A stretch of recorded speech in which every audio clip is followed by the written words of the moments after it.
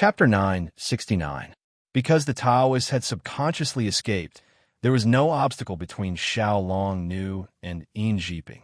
Thinking of his and Zhao Zijing's dirty tricks, Xiao Long Nu's face turned cold. She raised her sword and pointed it at Yin Jiping's chest. "Why don't you resist?" Xiao Long Nu frowned. Yin Jiping smiled bitterly. "Miss Long, I really have wronged you. If I can be forgiven by your sword, I would be more than happy." Ever since he met Xiao Long Nu, it was as if he had been possessed. He dreamed of her day and night, and was later egged on by Zhao Zijing. In a moment of confusion, he ran over and drugged Xiao Long Nu. Afterwards, it was too late for regrets. He only felt that he had profaned the lover of his dreams. He was simply ashamed and resentful. If it wasn't for the high expectations of his teacher, he might have already committed suicide. Xiao Long Nu was stunned.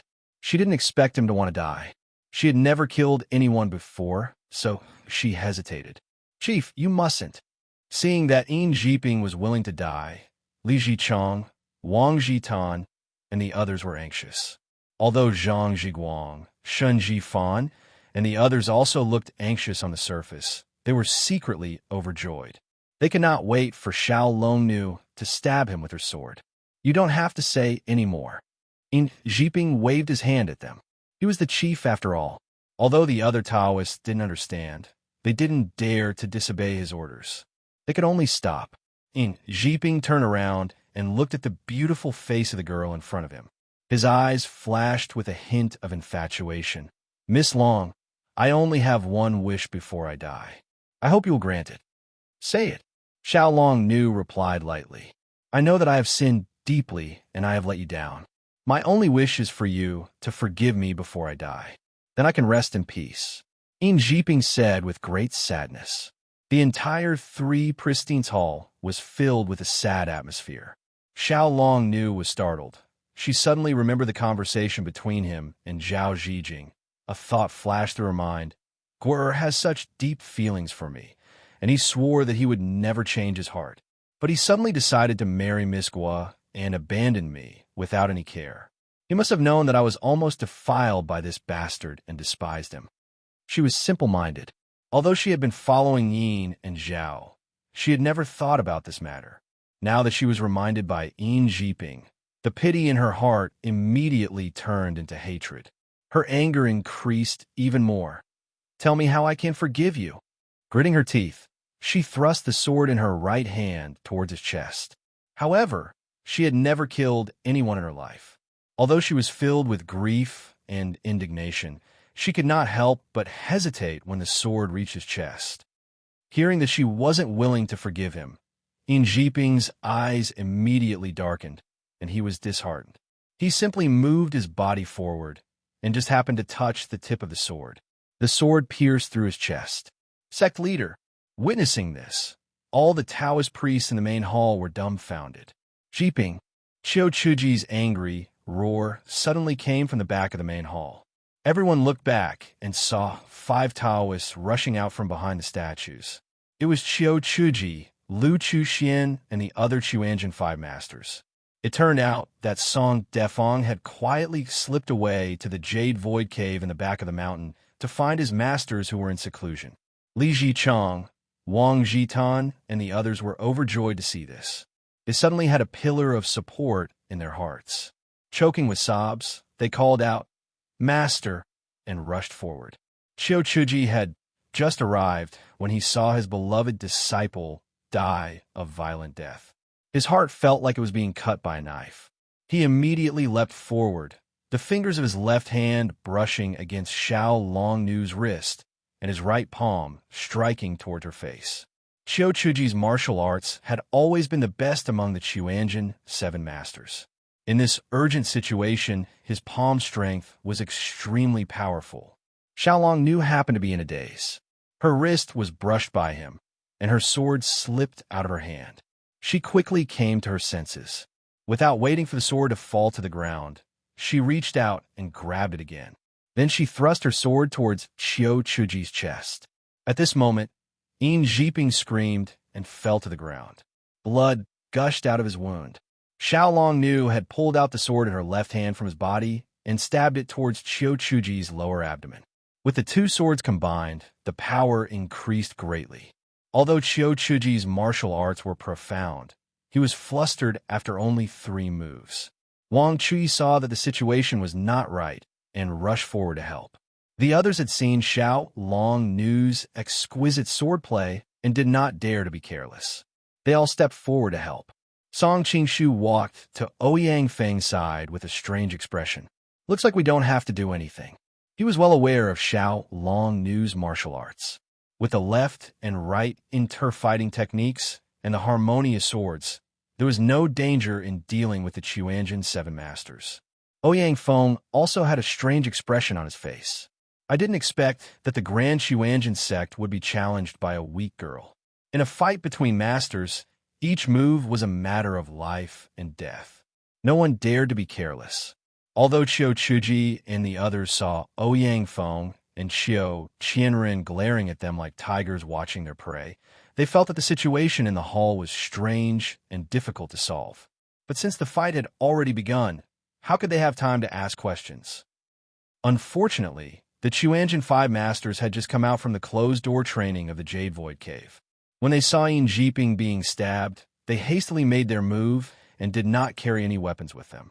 Unarmed, when they encountered Xiao Longnu's marvelous sword moves, they could not help but be restrained. In an instant, Hao Datong and Lu Chuxian were both hit by the swords. Both were concerned about their fellow apprentices' safety and refused to retreat. Then there was a chi sound and Sunbu's shoulder was hit. The Qiuanjin disciples saw their master in danger and could not help but cry out in alarm. Li Zichang shouted, "Quickly send the weapons!" At this time, the 5 masters' palms whistled and the disciples could not get close to them. They could only throw their swords one by one. Xiao Long Nu rushed to wave her sword, and each sword that was thrown flew away. The swords were long and the arms were short, so the 5 masters could not get a weapon. Suddenly, there was a ding-dang sound. The sword in Xiao Longnu's left hand caught a long sword that was flying towards her and abruptly sent it flying backwards. Wang Chui was caught off guard, and the corner of his left eye was pierced by this sword. 4 of the Qiuanjin 5 masters were injured. The outcome of the battle was clear. Li Zichang, Wang Jitan, and the others were originally full of anger because of Yin Jiping's death. Now that they saw their masters in danger, they did not care about the Jianghu rules and rushed over with their swords raised. Song Qingshu frowned, and Ouyang Feng also sneered. Wang Chongyang's disciples are really getting worse with each generation. To deal with a little girl, they need a master and disciple to attack together. Li Zichang and the others' cheeks became hot, but this time it was a matter of life and death for the Qiuanjin sect. They did not care so much. They pretended not to hear and continued to rush over with their swords raised. Although their martial arts were far inferior to the Qiuanjin 5 masters, they had weapons in hand, and when they rushed over, they cooperated with each other and operated the Big Dipper formation. The situation was much better than the Qiuanjin 5 masters. Chapter 970. At the heroes' meeting at the Sangguan, the Qiuanjin 5 masters were shocked by Yang Guo and Xiao Long Nu's martial arts. Afterwards, at the Golden Snake meeting, they were shocked by Song Qingshu and immediately felt a strong sense of danger. After returning to Chongyang Palace, the Qiuanjin 5 masters went into seclusion in the Jade Void Cave. But Song Qingshu's martial arts were too high. They looked at each other in silence for a long time. They knew that no matter how hard they studied, it would be difficult to beat Song Qingshu. So they gave up on him as their goal and instead studied the method of dismantling the Jade Heart Manual. The 5 of them racked their brains and worked day and night. They felt that the martial arts displayed by Xiao Long Nu and Yang Guo, every stance was the nemesis of the Qiuanjin sect's martial arts. If they wanted to beat them with their stances, it would be very difficult. Later on, Chiu Chuji comprehended a principle from the Big Dipper formation and said, "Our stances and variations are definitely not as good as theirs, but we can combine the strength of 5 people and use our strength to make up for the weakness of our stances." Thereupon, the 5 of them studied the method of combining their strength to attack the enemy. Each stance they used was to concentrate all their strength into one point.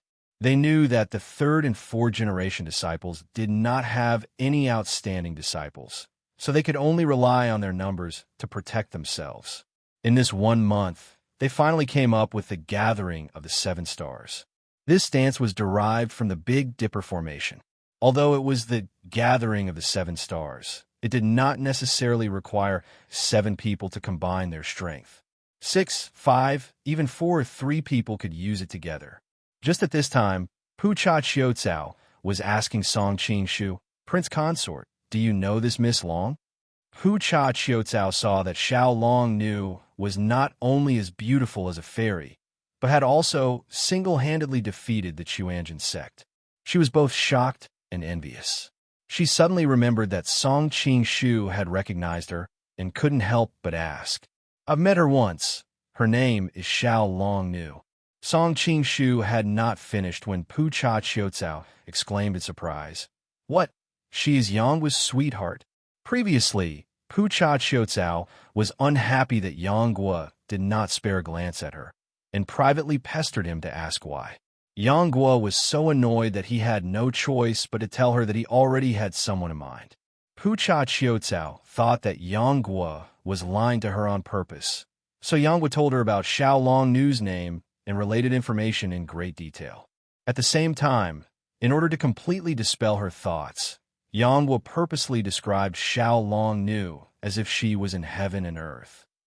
Pu Cha Qiu didn't believe that there was such a perfect person in the world, but who would have thought that today he would see Xiao Long Nu with his own eyes and find that she was even more perfect than Yangguo had described, and for a moment his face couldn't help but turn ashen. Xiao Long Nu's temperament could almost be said to be aloof from worldly affairs. She was not interested in anything in the world, but there was one thing, no, to be more accurate, it was a person, and she was completely focused on that person. Pu Cha Qiu's startled cry was one thing, but the other's words mentioned Yangguo. Xiao Long Nu unconsciously turned her head and absent-mindedly asked, "Guo, in a fight between masters, life or death hangs by a thread." Xiao Long Nu's distraction was like being possessed by a demon, and she didn't dodge at all, and the power of the gathering of the 7 stars was transferred to Xiao Long Nu's back. Song Qingshu turned pale with fright. He had just seen that Xiao Long Nu had the upper hand, and in his mind compared the battle strength of the 2 sides. He quickly determined that Xiao Long Nu was not in any danger, and with the addition of the distraction of answering Pu Cha Qiu's question, when he turned his head back, it was already too late to save her. In a flash, Song Qingshu had already leapt into the middle of the Qiuanjin 5 masters, and with a wave of his right palm, the people of the Qiuanjin sect immediately felt a great force, and all retreated. Song Qingshu stretched out his left arm to pick up Xiao Long Nu, and with a flash and a sway, he had already leapt out of the circle and returned to his original position, holding Xiao Long Nu in his arms. Xiao Long Nu ignored him and directly struggled to get up and looked at Pu Cha Qiu, asking, Do you know where Gur is right now?" Pu Cha Qiu looked at her dumbly, and for a moment didn't react and only nodded mechanically, and then shook his head. Xiao Long Nu panicked. "Do you know where Guer is or not?" Her agitation caused her to cough. Her clothes were stained with blood, and her body was covered in blood. Song Qingshu hurriedly interrupted her. "Long Gunyang, don't be anxious. Are your injuries serious?" Under normal circumstances, he definitely wouldn't ask such a stupid question. After all, Xiao Long Nu's current condition was that she only had 1 breath left, and whether her injuries were serious or not could be seen at a glance. But in his previous life, Xiao Long Nu was the common fairy in the hearts of almost all men, and Song Qingshu was no exception. Obviously, there wasn't much affection between them, but when he saw her seriously injured, his heart was still flustered. Xiao Long Nu had received a full force attack from the Qiuanjin 5 masters, and although it was only the gathering of the 5 stars, the power could still be said to be earth-shattering. When she first heard the news, she didn't feel any pain, but now she felt as if her internal organs were about to turn over, and she unconsciously grabbed his hand, saying, I. Her body was in unbearable pain, and she couldn't continue. Suddenly, she felt cold all over and faintly felt as if her soul was about to leave her body. Her hands that were grabbing Song Qing-shu also slowly became limp, but she still turned her head to look at Pu Cha Chiu Chow. "Miss, do you know where Guer is?" Pu Cha Chiu Chow was originally a little jealous of this love rival who had appeared out of nowhere, but when she saw that with her last breath, all her attention was focused on Yonghua. She couldn't help but feel ashamed and impressed, and unconsciously shook her head. I don't know." She didn't lie. Yonghua was forced to marry in the palace, so he found an excuse to escape, and after that, no one in the Jin Kingdom knew where he went. "You don't know." Xiao Long Nu's expression darkened, and felt as if all the strength in her body had been sucked out. She sighed, "It's a pity that I can't see Guer before I die." In the main hall, the Chuanjin five masters, the disciples, no one made a sound and stared blankly at Xiao Long Nu. During this period of time, no one wanted to make a move against them, and no one dared to make a move against them. As the saying goes, act as if there's no one else around. Xiao Long Nu, under the watchful eyes of the many skilled masters and countless Chuanjin Taoists, was expressing her deep love for Yonghua, treating all the strong enemies as if they were nothing, that was truly acting as if there was no one else around. When love reached the extreme, not only would one not care about dirt, nobility, riches, and splendor of the world, even life and death would be considered trivial. Since Xiao Long Nu no longer thought about life and death, not to mention the Chuanjin Taoists in the hall, even if all the heroes of the world came, so what? It would only be death. Compared to that unforgettable love, what was death? At this time, Xiao Long Nu was seriously injured. Perhaps even a 3-year-old child would be able to take her life. But although her voice was weak, her body naturally had an awe-inspiring aura, with a sense of fearless bravery that no one dared to belittle.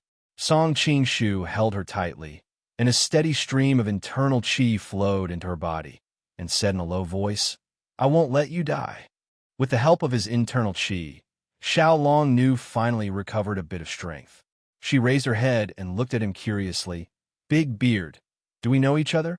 Song Qing-shu felt a pain in his heart, and replied softly, "We didn't know each other before, but we will in the future." Xiao Long Nu smiled faintly. "Do I still have a future?" "Of course you do." Although Song Qing-shu said this, he was not so optimistic in his heart. His internal qi flowed into Xiao Long Nu's body, but it was like a clay ox entering the sea. There was no effect at all. He could only barely keep her breathing, and as for healing her injuries, there was no need to even think about it. At this time, the Chuanjin people finally came back to their senses, and Xiao Chuji loudly said, "My Chongyang Palace is a place for cultivation. Why have you all come to disturb us today?" Wang Chuyi's face was full of anger, and he shouted, "Miss Long, although your ancient tomb sect and my Chuanjin sect have a grudge, both sides should have ended it themselves. Why did you invite the Jin people to kill so many of my disciples?" Xiao Long Nu was seriously injured. How could she distinguish right from wrong and argue with them? Many of the Chuanjin disciples had been injured by her, and in addition, she had stabbed Yin Jiping with her sword. Whether it was the Yin faction or the Zhang faction, they all treated her as an enemy. And in this chaos, no one came out to explain the truth. Song Qing-shu frowned, but at this time, saving Xiao Long Nu's life was more important, and he did not want to argue with these old Taoists. He gently supported Xiao Long Nu's waist and carried her horizontally and softly said, "Miss Long Nu, let me take you to treat your injuries first. Don't mind these people." Xiao Long Nu's pale face had a tinge of red, and she said uncomfortably, "Hey, don't carry me like this. Can I walk by myself?" Song Qing-shu said in a deep voice, "You are seriously injured. How can you walk by yourself? Let me carry you, so as not to aggravate your internal injuries." Xiao Long Nu shook her head. "Everyone has to die. Dying earlier or later, what difference does it make? Quickly, put me down." Seeing her struggling to get up, Song Qing-shu felt a headache coming on, and suddenly had an idea. "If you die earlier, you won't be able to see your girl. Does Miss Long Nu still think that dying earlier or later doesn't make a difference? Guo. A sweet expression appeared on his Xiao Long Nu's face, and as expected, she gave up struggling and quietly laid down in his arms. Tadish, who was at the side, secretly sighed.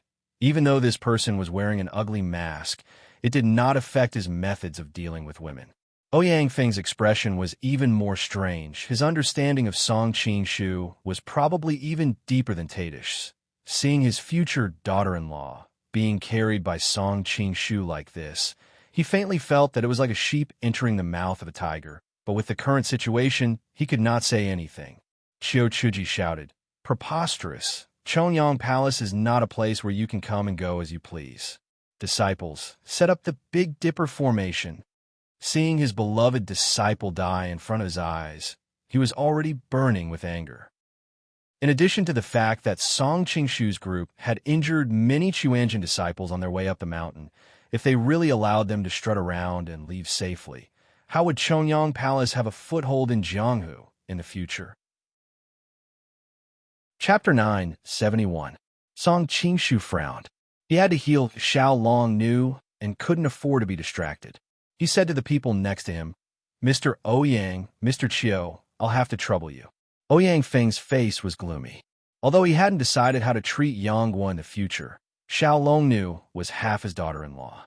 She had been injured by the Chuanjin 5 masters to this extent. Moreover, he had never been on good terms with the Chuanjin sect. This situation only added fuel to the fire. He coldly said, "Today, not a single person from the Chuanjin sect will live." As soon as his voice fell, he pounced toward the Chuanjin 5 masters. Qiu Chuji and the others were shocked and hastily arranged themselves in a formation to defend against the enemy. Because they had suffered a great loss in Xiao Longnu's hands with their bare hands. As soon as they had time, they took out their weapons. Therefore, when facing Ouyang Feng, whose martial arts skill was higher than theirs, they were not in such a difficult situation. When Tan Chuan died under Yang Feng's palms, the Big Dipper formation was broken. Later on, Ma Yu passed away, and the Chuanjin 7 masters were left with only 5. In order to deal with the top masters, they chose Yin Jiping and Zhao Zhijing, the strongest martial arts of the 3rd-generation disciples, as substitutes. Although their power was not as good as the real Chuanjin 7 masters joining hands, at least they could make up for the Big Dipper formation. Unfortunately, Zhao Zhijing was dead, and Yin Jiping's chest had been pierced by Xiao Longnu's sword. At this time, he was already on the brink of death. Qiu Chuji and the others could only call for Wang Jitan and Li Jichong to replace them. Fortunately, the Chuanjin sect people had been studying the Big Dipper formation every day. Although they rushed into battle, they didn't panic. As soon as the Big Dipper formation was formed, the situation changed. Tian Quan Yuheng faced the enemy head-on. Tian Ji Kaiyang attacked from the sides, and Yao Guang and Tian Xian attacked from the back. Whoosh, whoosh, whoosh, whoosh. Ouyang Feng used 4 stances to repel the 4 people's palms. He could not help but wrinkle his brows. If the Chuanjin 7 masters fought him one-on-one, perhaps they would not be his match.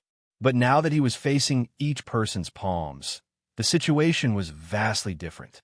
Each of these 7 people's stances contained enormous strength, far more than when they were fighting on their own.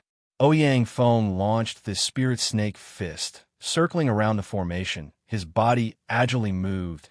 The shadows of his palms flew in the air.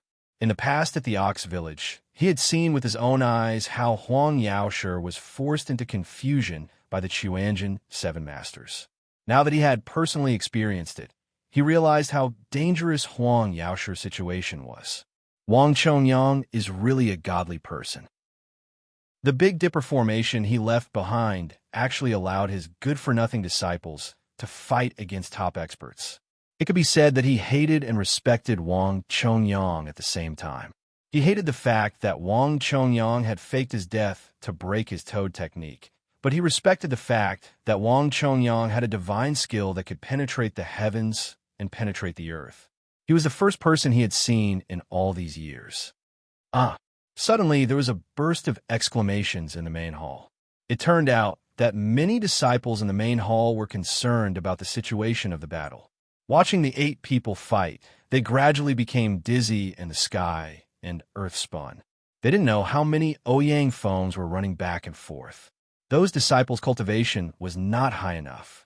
Suddenly their vision went black, and they fell on their backs. Many of them actually fainted. The Chuanjin 5 masters, Li Jichong and Wang Jitan, firmly held their positions and resisted with all their might. They knew that if one of them made a slight mistake, today none of them would be able to save their lives, and the Chuanjin sect would be destroyed. But Ouyang Feng was also secretly complaining. If he had used his killing moves and killed 1 or 2 of his opponents, the Big Dipper formation would not have been able to successfully set up. He thought that Tan Shuduan and Mayu were already dead, so he was a bit careless. Now he could not win and could not stop even if he wanted to. Both sides were riding on a tiger's back and could not back down. They had no choice but to use all their strength. Ouyang Feng used more than 10 different kinds of strange martial arts in more than an hour, but in the end he could only fight to a draw. The Chuanjin 7 masters also used all their strength, shouting and calling out to each other. The 7 people's heads were steaming and their Taoist robes were soaked in sweat. Seeing this, Qiu Qianren shouted, "Brother Ouyang, I will lend you a hand." The Chuanjin 5 masters secretly complained. It was already difficult for them to deal with Ouyang Feng. Now, with Qiu Qianren, how could they survive? Fortunately, there were many Chuanjin disciples in the main hall. Seeing this, they all pulled out their swords and blocked Qiu Qianren. Although their martial arts were far inferior to the opponents, they had the advantage in numbers. They formed a Big Dipper formation, so Qiu Qianren could not gain the upper hand for a while. Hearing Qiu Qianren shout, Ouyang Feng said angrily, "Who needs your help?" He was a proud and arrogant man. If he had to deal with an expert of the same level as him, such as Huang Yaoshi, he wouldn't mind joining hands with Qiu Qianren to get rid of him. But the Chuanjin 5 masters were his juniors. Li Jichong and Wang Jitan were the juniors of the juniors. If he, the dignified Western poison, needed help to deal with these people, wouldn't it tarnish his reputation? After fighting with the 7 for so long, Ouyang Feng gradually found a way to break the formation. Although Li Jichong and Wang Jitan were outstanding disciples of the 3rd generation, compared to the Chuanjin 7 masters, their martial arts were still far inferior. This led to a sense of dullness in the formation. At first, he did not feel it, but after fighting for so long, Ouyang Feng's eyesight was as sharp as a blazing fire. He saw that he suddenly revealed a flaw, causing Li Jichong to attack rashly. Then he turned around and hit him with a palm. The Chuanjin 5 masters were shocked and rushed to help. The Big Dipper formation was originally mutually dependent. Although Ouyang Feng's attack was fierce, they were confident that they could protect Li Jichong safely. Who knew that Ouyang Feng's attack was originally a feint? Seeing that the Chuanjin 5 masters were distracted, he quickly appeared in front of Wang Jitan. Wang Jitan turned pale with fright and hurriedly raised his sword to meet the attack, but it was too late. With a puff, his whole body flew far away like a broken sandbag. If Ouyang Feng had not been worried about the counterattack from behind, this palm would have taken Wang Jitan's life. Even so, Wang Jitan was seriously injured and no longer had the ability to fight. In the blink of an eye, Ouyang Feng had broken the opponent's Big Dipper formation. The Jin people all cheered loudly. Song Qingshu said to Tajkis and Pucha Qiucao beside him, "Let's go down the mountain first." At this time, he somewhat regretted that he was careless and did not bring the 3,000 elite soldiers up the mountain, causing them to be surrounded. Of course, if Xiaolong Nu was not in urgent need of treatment, he, Ouyang Feng, and Qiu Qianren would have been enough to defeat the Chuanjin sect. Seeing that they were moving towards the door of the hall, a Taoist shouted, "Don't let them go." These Taoists also saw clearly that Song Qingshu was the leader of the Jin. If they could capture him, whether it was Ouyang Feng or the 3,000 elite soldiers at the foot of the mountain, they would all be afraid to attack the rat for fear of harming the innocent. If they unfortunately let him escape and organize an army to attack the mountain, the Chuanjin sect would probably be destroyed today. Chapter 972. Song Qingshu snorted and took a step forward. Immediately, 7 Taoists raised their swords and blocked him. At this time, he was holding Xiao Longnu in his arms and had no time to make a move. He could only extend his foot and stomp on the ground. The 7 people immediately felt as if there was an earthquake. The originally hard marble floor shook like a wave. They suddenly lost their balance and fell to the ground, the swords in their hands falling to the ground. Although the people of Chuanjin could be considered to have experienced many formidable enemies, they had never seen such a powerful strike from him before. Zhang Zhiguang called out, Xianji Yaoguang rear attack. Although Zhang Zhiguang was from the anti-Yin faction, he was at the same time a Chuanjin disciple, and understood the principle that if the skin did not exist, where would the hair attach itself to? What's more, Yin Jiping was now in grave danger. If he could seize the opportunity to make a great contribution, then he would definitely be the next headmaster. Song Qingshu thought, I don't care how much you shout and shout, I'll just force my way out. As for Ouyang Feng and Qiu Qianren, their martial arts were high, and it wouldn't be difficult for them to escape, so he didn't need to worry about them. Carrying Xiao Longnu, she took 2 steps forward and saw another 7 Taoists blocking her way. She immediately used the same trick and stamped her foot on the ground. Who would have guessed that the 7 Taoists would have the experience of their companion earlier? This time, they were not in a hurry to rush over with their swords. Instead, they moved quickly, crossed each other, and passed by him. Even though the 7 of them were well-versed in the art of formations, and their movements were swift, they still let out a few cries of ah, ah. It turned out that 2 of the Taoists had been shaken by the force from the ground. One had his waist injured, the other had his leg broken. They rolled on the ground. At this moment, the 14 swords were pointed at the backs of Song Qingshu, and Xiao Longnu 7 were pointed at Song Qingshu, while the other 7 were pointed at Xiao Longnu. Song Qingshu frowned. Although he could deflect most of the 14 swords, there were so many Chuanjin disciples around.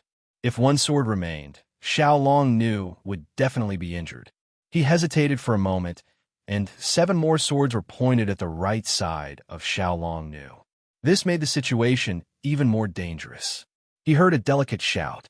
It turned out that Pucha Autumn Grass had made her move. Although she didn't like Xiao Longnu because of Yonghua, she was still a straightforward person. Just now, because of her careless mistake, Xiao Longnu was seriously injured. She blamed herself endlessly. Therefore, when she saw that Xiao Longnu was in danger, she didn't even have time to pay attention to the dozens of swords stabbing at her. She directly swung her sword to block the attacks aimed at Xiao Longnu hastily. Song Qingshu hugged Xiao Longnu with one hand and pulled her close to his body. Then he freed his other hand and with a flick of his sleeve, broke the dozen swords that were attacking Pucha Qzao. Pucha Autumn Grass had yet to recover from his shock. Looking at the sword tips that had fallen to the ground and were only an inch away from him, he began to feel a lingering fear. Thank you. Even though she had never liked this prince consort, she thanked him sincerely this time. Song Qingshu shook his head. Let's get out of here first. At this moment, another 21 swords flashed and attacked, surrounding them tightly. Tadish had taken advantage of the chaos to escape to the Grand Hall's entrance using her Qinggong. Previously, she had become Song Qingshu's captive and had lost her virginity due to his shameless tactics. Even though she had to admit that this young man, Song Qingshu, was very charming, she had roamed the pugilistic world for many years after all. What she yearned for was a free and unfettered life. How could she be willing to be the exclusive property of another man for the rest of her life? As for the grudge between Xiao Zhao and revered Ming, in her opinion, it was still too far away and wasn't an urgent matter. Therefore, she had always harbored the thought of escaping. However, she had disguised herself well, not letting Song Qingshu sense her at all. Until a moment ago, when she finally got the opportunity of a lifetime. Whether it was Song Qingshu, Ouyang Feng, and the rest, they were all busy with their own affairs. How could they have the time to care about her? As long as she could step out of the Grand Hall's entrance and find a small path to descend the mountain, then henceforth she would be free to soar in the sky, free to swim in the sea. Whether she wanted to be the purple dragon queen or the golden flower granny, she only needed to depend on her own will. However, just as she was about to take that step, for some unknown reason, she turned around and saw that Song Qing-shu had fallen into a tight encirclement with dozens of swords stabbing towards his body. This man's life is on the line, yet he's still hugging that woman. He's so lecherous that he doesn't even want his life. Tashkiss's countenance flickered. She was very clear about Song Qing-shu's martial art. Even if she left him, he wouldn't be in the slightest bit of danger. But now that he was hugging a woman in his arms, and, at the same time, he was channeling an unending stream of internal energy into her body, it was hard to say whether the outcome would be good or bad. He cast a glance toward Ouyang Feng, hoping that Ouyang Feng would free up his hand to save Song Qing-shu. But what he saw was Ouyang Feng's belly swollen like a toad's, fighting Qiu Chuji's palm. Behind Qiu Chuji were the rest of the Chuanjin Five Masters. Gathering of the Seven Stars against the Toad stance. Ouyang Feng had just heavily injured Wang Jitan and broken the Big Dipper formation. He wanted to seize the opportunity to take the Chuanjin Five Masters' lives. Who would have thought that the opponent would use the gathering of the Seven Stars, unexpectedly withstanding his sure-kill palm strike? Feeling the opponent's vigorous palm strength, even Ouyang Feng did not dare to be careless.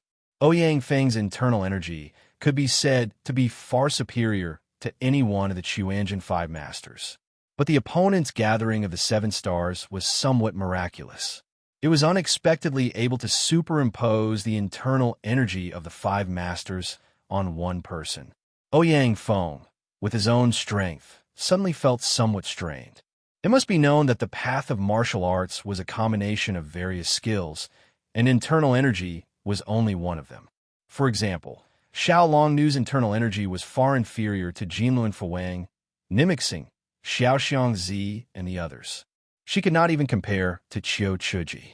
But with her two swords in hand, she could beat a group of experts whose internal energy was far superior to hers like dogs.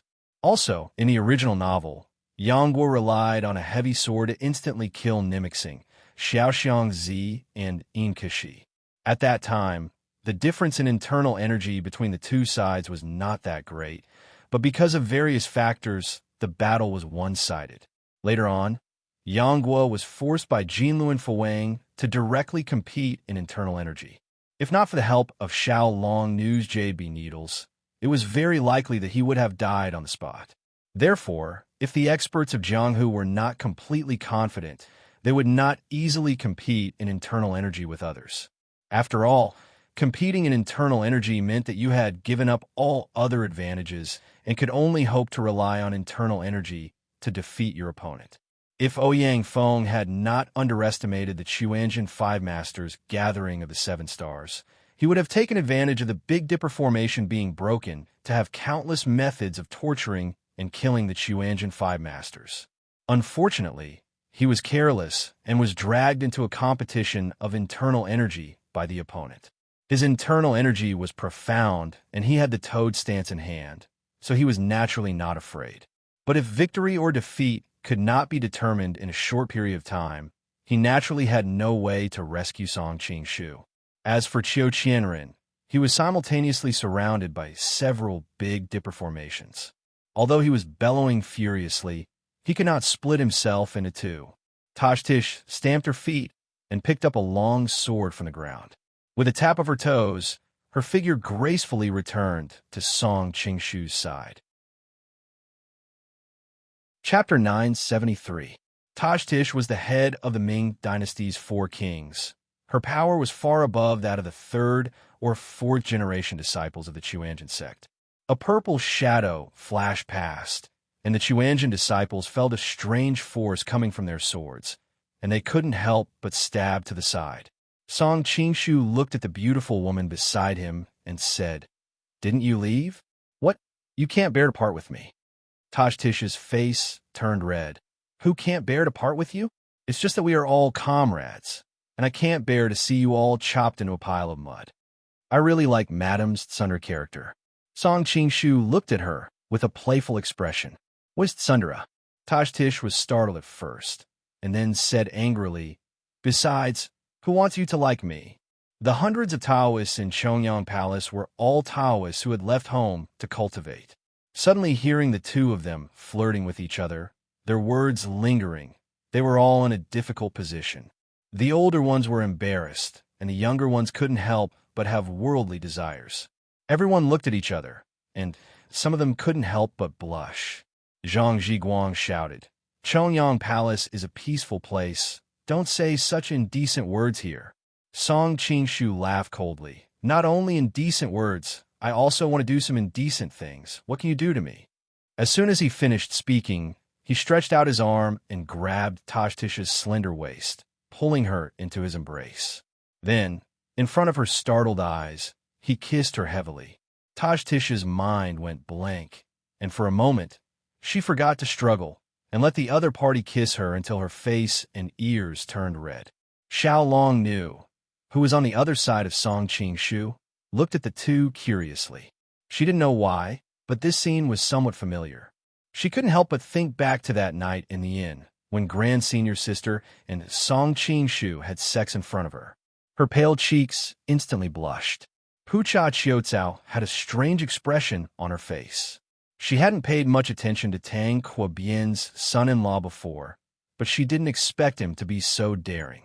Even though she was very displeased with Tang Kuobian's flirting with women other than his wife, she couldn't help but admire his boldness at this moment. Even when he was surrounded, he was able to ignore the crowd. If Big Brother Yang were to hug me like this. Pucha Autumn Grass's mind flashed with a certain scene, causing her heart to beat wildly. It's indecent, immoral. This is preposterous. The Chuanjin Taoists in the hall couldn't help but be enraged and raise their swords to attack again. They had the advantage in numbers, and with the flashes of swords around them, there was no place to dodge. Tish's face turned slightly pale, thinking that when her husband passed away, she didn't die with him, and now she had to share life and death with Song Qingshu. She raised her sword and was about to charge forward to meet the enemy, but she didn't have time to think about how many swords she could block. Unexpectedly, a great force came from her waist, and she fell back into Song Qingshu's embrace. His indifferent voice sounded in her ears, "Leave the rest to me." In this short period of time, Song Qingshu had barely managed to control Xiao Longnu's injuries. With one hand holding onto Xiao Longnu, he used his other hand to press in the air, and the dozens of swords scattered on the ground started to tremble. The Chuanjin Taoists also noticed the abnormality and were bewildered. Suddenly, the dozens of swords on the ground flew into the air, and with Song Qingshu as the center, they started to revolve rapidly, forming a resplendent sword screen. The Taoists who were too close couldn't dodge in time, and their flesh was lacerated. Fresh blood flowed, and they hurriedly retreated in fear. At first, the sword screen was just it danced 3 feet away from Song Qingshu, and as they retreated, the entire circle of light expanded to nearly 10 feet. Just like that, Song Qingshu embraced Xiao Longnu and brought Tish and Pucha Autumn Grass out of the hall as if they were taking a stroll. Along the way, no one from the Chuanjin sect dared to take a step closer. Tish looked at the flickering sword screen and was so shocked that her red lips parted slightly. Is this really martial arts? No wonder even revered Ming was defeated by him. But at such a young age, how did he train his martial arts to this level? Not to mention Tish, even a usually calm and collected Xiao Longnu was curiously observing her surroundings, and her eyes flickered. She reckoned that even with the inescapable net, she could barely control dozens of swords at the same time. However, the range of control was limited to a few inches around her body, and definitely not more than 10 feet. Moreover, because she was controlling too many swords, it was inevitable that the strength of each sword would be reduced by a lot. This resulted in her being unable to break through the defense of a true expert, and would inevitably appear to be too fancy and not heavy enough. However, the opponent's sword formation did not have this problem at all. Dozens of swords revolved at high speed around them, and anyone who dared to approach would immediately be minced into minced meat. Pucha Autumn Grass's reaction was the coldest. After all, she was already somewhat numb to the mystical martial arts displayed by the opponent. Moreover, she had always thought that Song Qing-shu was tranquil. Toward a married man like tranquil, it was difficult for her to have any other thoughts.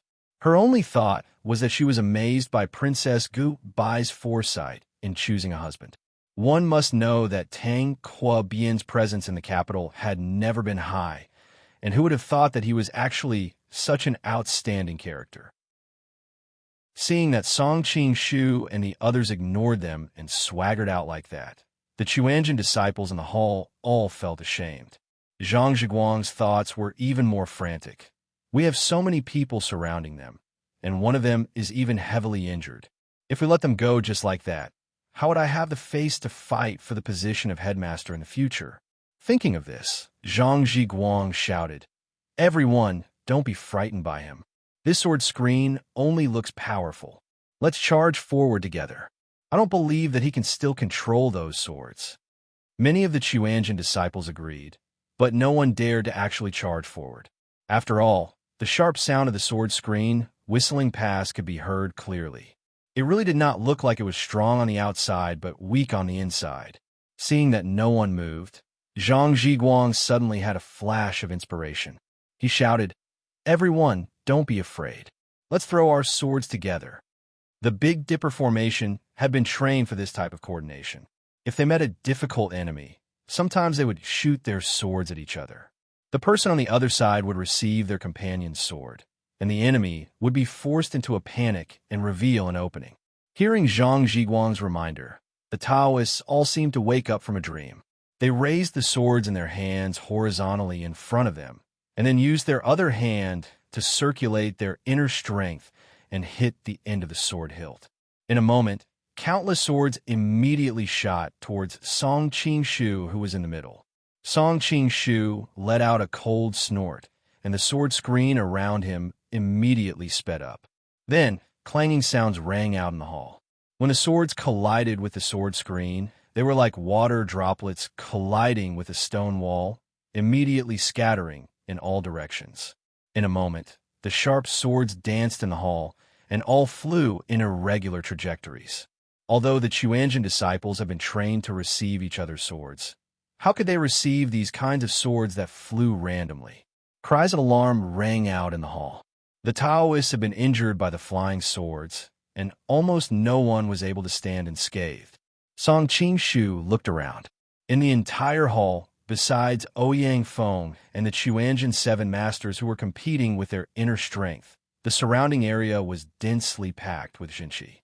In addition, they were a bit far away.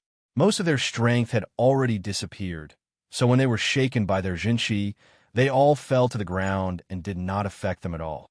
Qiu Qianren had originally been having a headache dealing with the Big Dipper formation, but in the end, these fast-flying swords had disrupted the opponent's formation. He took the opportunity to attack and severely injure a few of the opponents, breaking the formation in one fell swoop. Song Qing-shu was also incomparably shocked. He did not expect the situation to be reversed in an instant, and the entire Chuanjin sect had basically lost the ability to fight. Putting away the sword screen, Song Qing-shu stretched out his foot and took a step forward. In a flash, he appeared in front of Zhang Zhiguang. He looked down at the groaning Taoist, lying on the ground with 2 swords still stuck in his body. He could not help but smile mockingly. Brother Zhou's brilliant plan to bring peace to the world has resulted in a double loss. Zhang Zhiguang saw that because of his rotten idea, the entire Chuanjin sect was likely to be destroyed. He could not help but feel ashamed and wish that there was a hole in the ground that he could crawl into. Who knew that at this time, Song Qing-shu would suddenly raise his voice. "Thank you for your help, Taoist priest. We were able to subdue your sect without any effort. I will not forget this contribution. Zhang Zhiguang, you bastard, traitor, deceiving master and destroying ancestors. Despicable and shameless traitor." Hearing Song Qing-shu's words, the Taoists in the hall all glared at Zhang Zhiguang and cursed him. Zhang Zhiguang wanted to cry, but no tears came out. He wanted to explain, but did not know how to. After all, the truth was right in front of him. If it was him, he would not believe it either. However, this black pot was too big for Embark.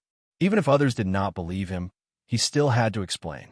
However, just as he was about to speak, Song Qingshu's voice rang in his ear again. I can make you the next Yuanjin sect leader, but it depends on whether you know what's good for you. Zhang Zhiguang was stunned. The other party was clearly standing 3 feet away, and his lips did not move. Why was he able to hear his voice?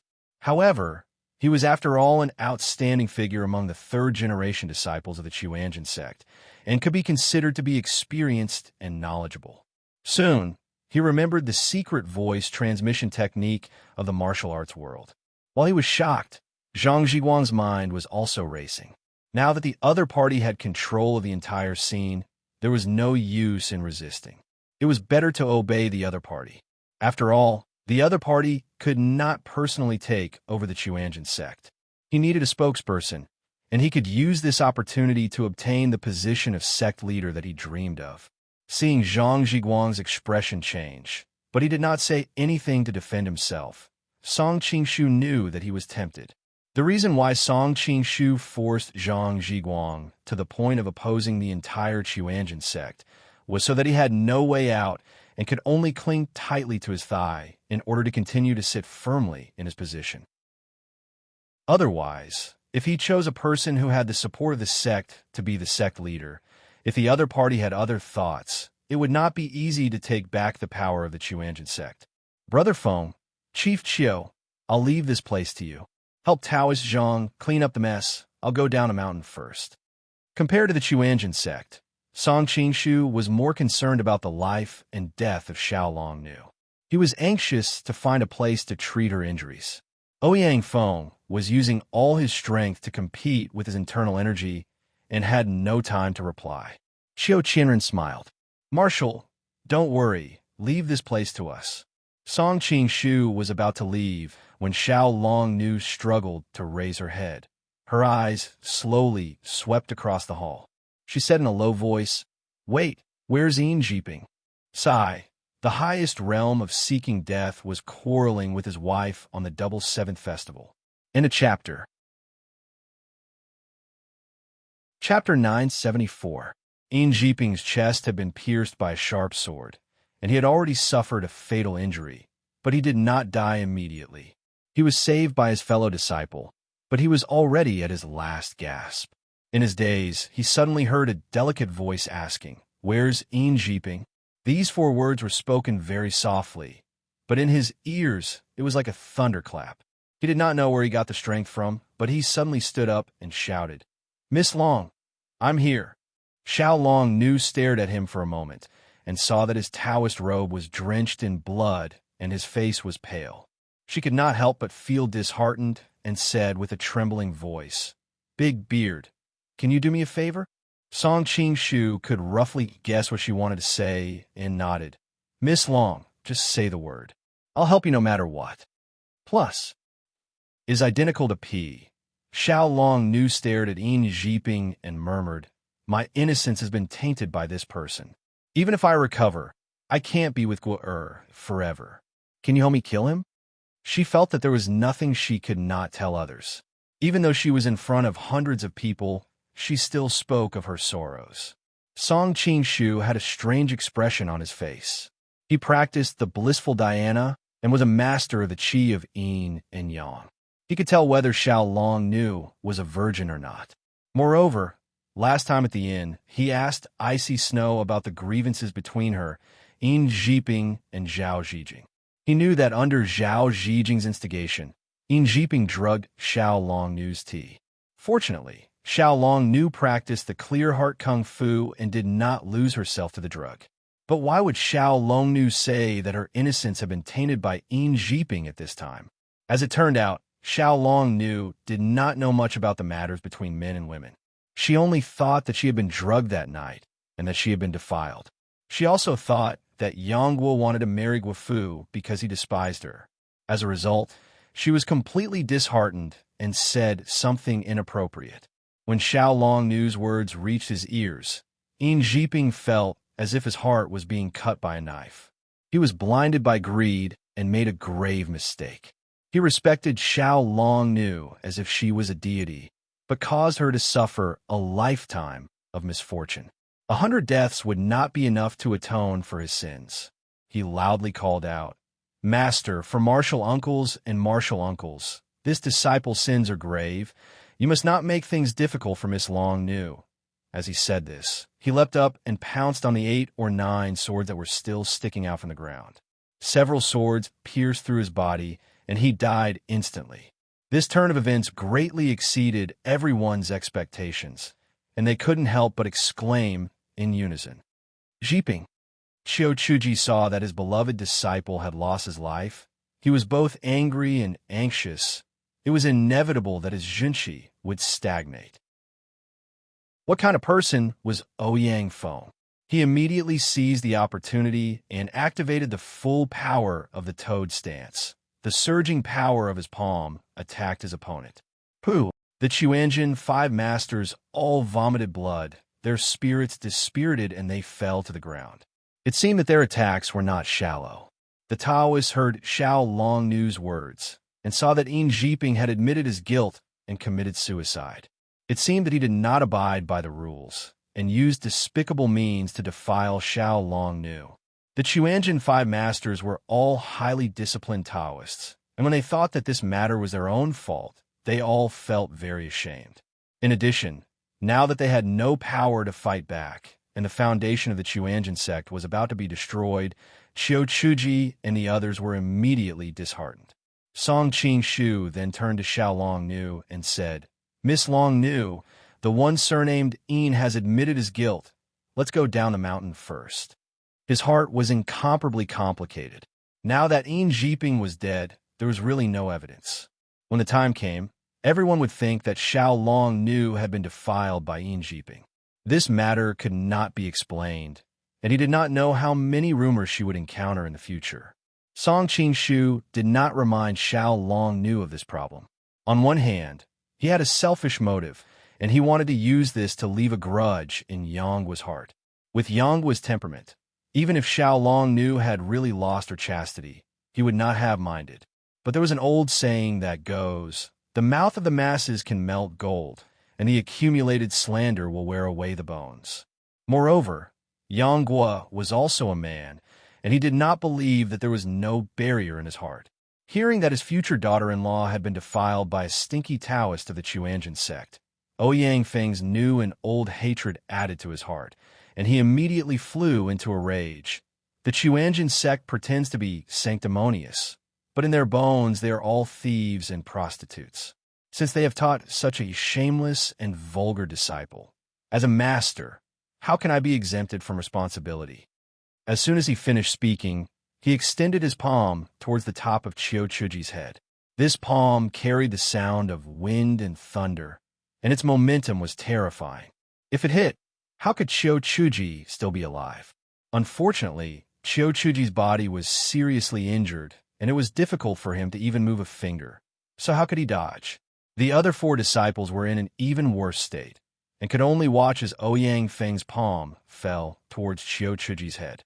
The Sage of Tranquility, Sun Bu'er, even turned her head, as she could not bear to see the cruel scene that was about to happen.